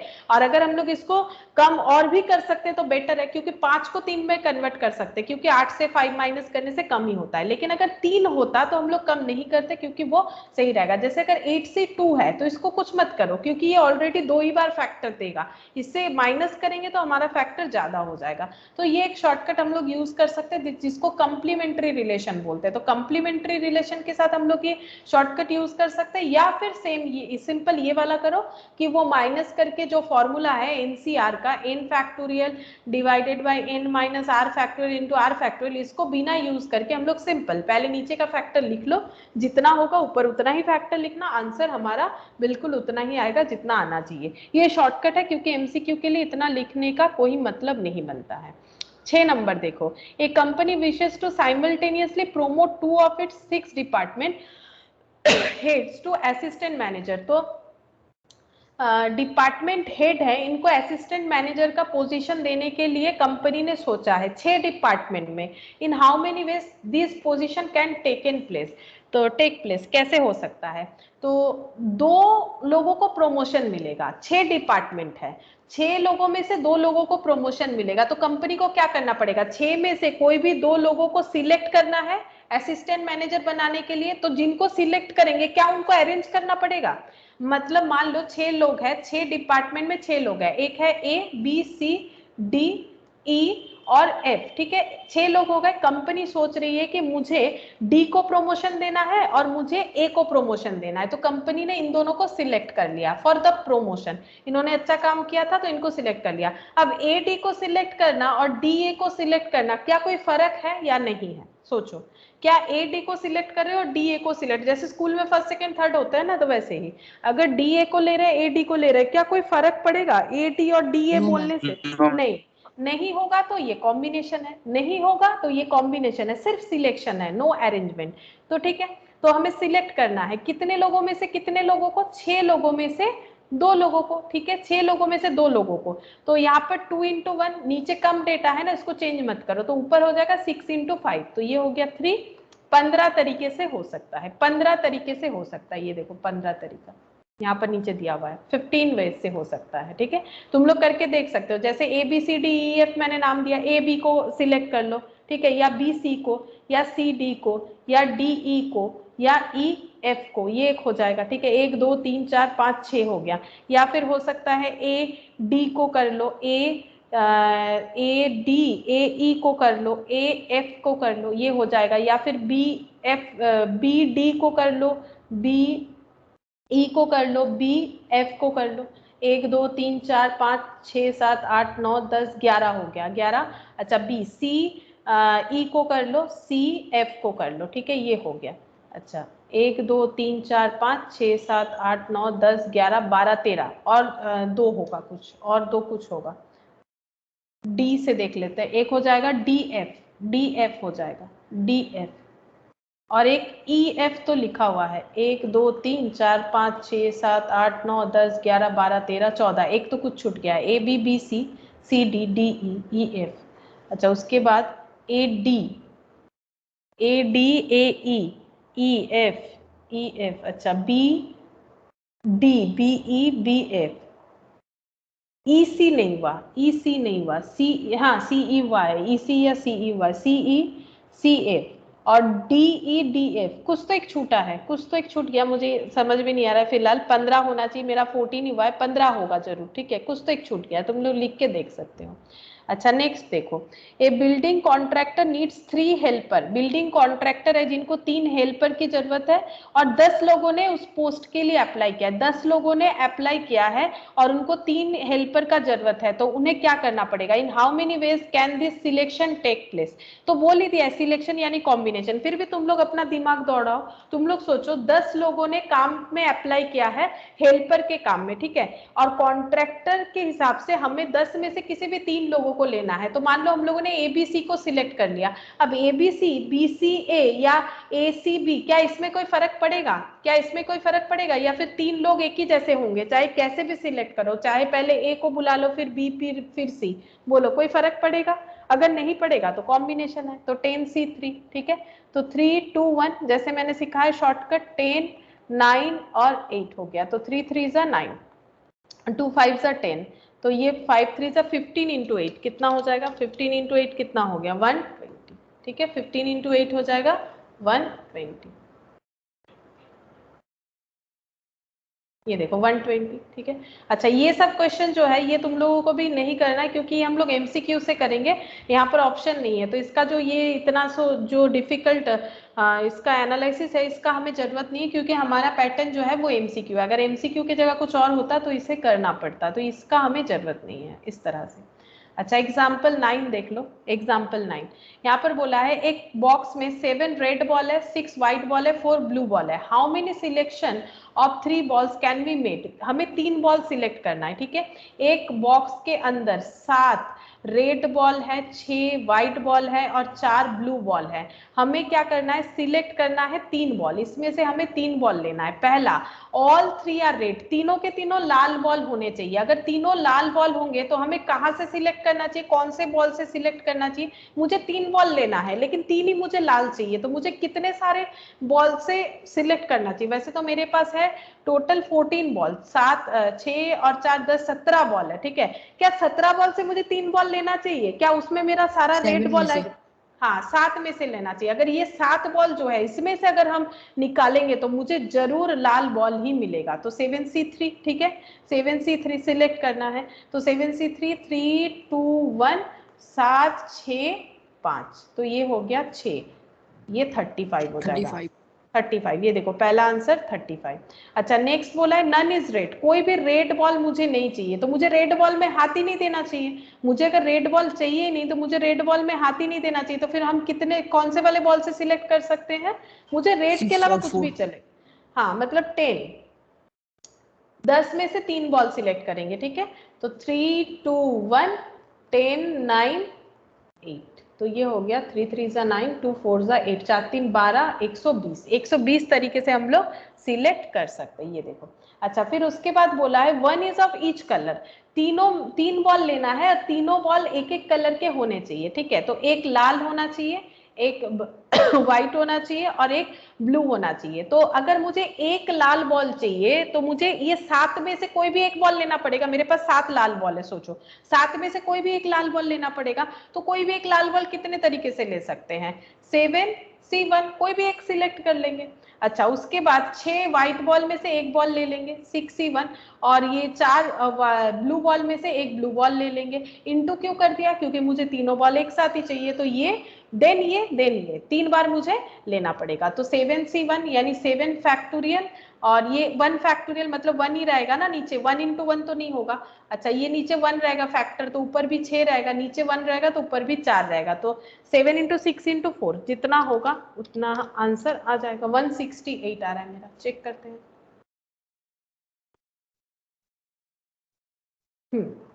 168 आ गया, तो ये हो जाएगा इस तरीके से। अच्छा 10th वाला भी नहीं करेंगे हम लोग क्योंकि इसका भी हमें ऑप्शन से आंसर मिल जाएगा।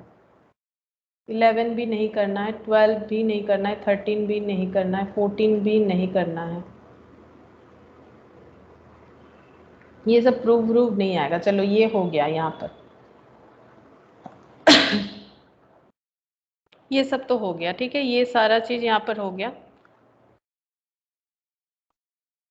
ठीक है, अब हम लोग डायरेक्ट कॉम्बिनेशन में ही आ जाएंगे, ठीक है। कॉम्बिनेशन में आके कॉम्बिनेशन का क्वेश्चन कर सकते हैं क्योंकि यहाँ पर तुम लोग को सारा कॉम्बिनेशन ही मिलेगा और ये एडिशनल। तो नेक्स्ट दिन हम लोग एडिशनल क्वेश्चन बैंक और कॉम्बिनेशन का क्वेश्चन करेंगे। उसके पहले तुम लोग वो क्लास जो शेयर किया हुआ है वो देख लेना, वहां पर कॉम्बिनेशन का डिटेल्स मिल जाएगा, ठीक है। वो पहला क्लास है, वो देख लेना, तो ये पूरा जो है कर पाओगे। और जिन्होंने देख लिया वो तो वैसे भी ये क्वेश्चन कर पाएंगे, तो करके देख सकते हो। नेक्स्ट क्लास में हम लोग इसको करके कंप्लीट कर देंगे। ये चैप्टर आई होप कंप्लीट हो जाएगा क्योंकि सिर्फ एक्सरसाइज ही बाकी रहेगा। ठीक है, फिर आज इतना ही करते हैं।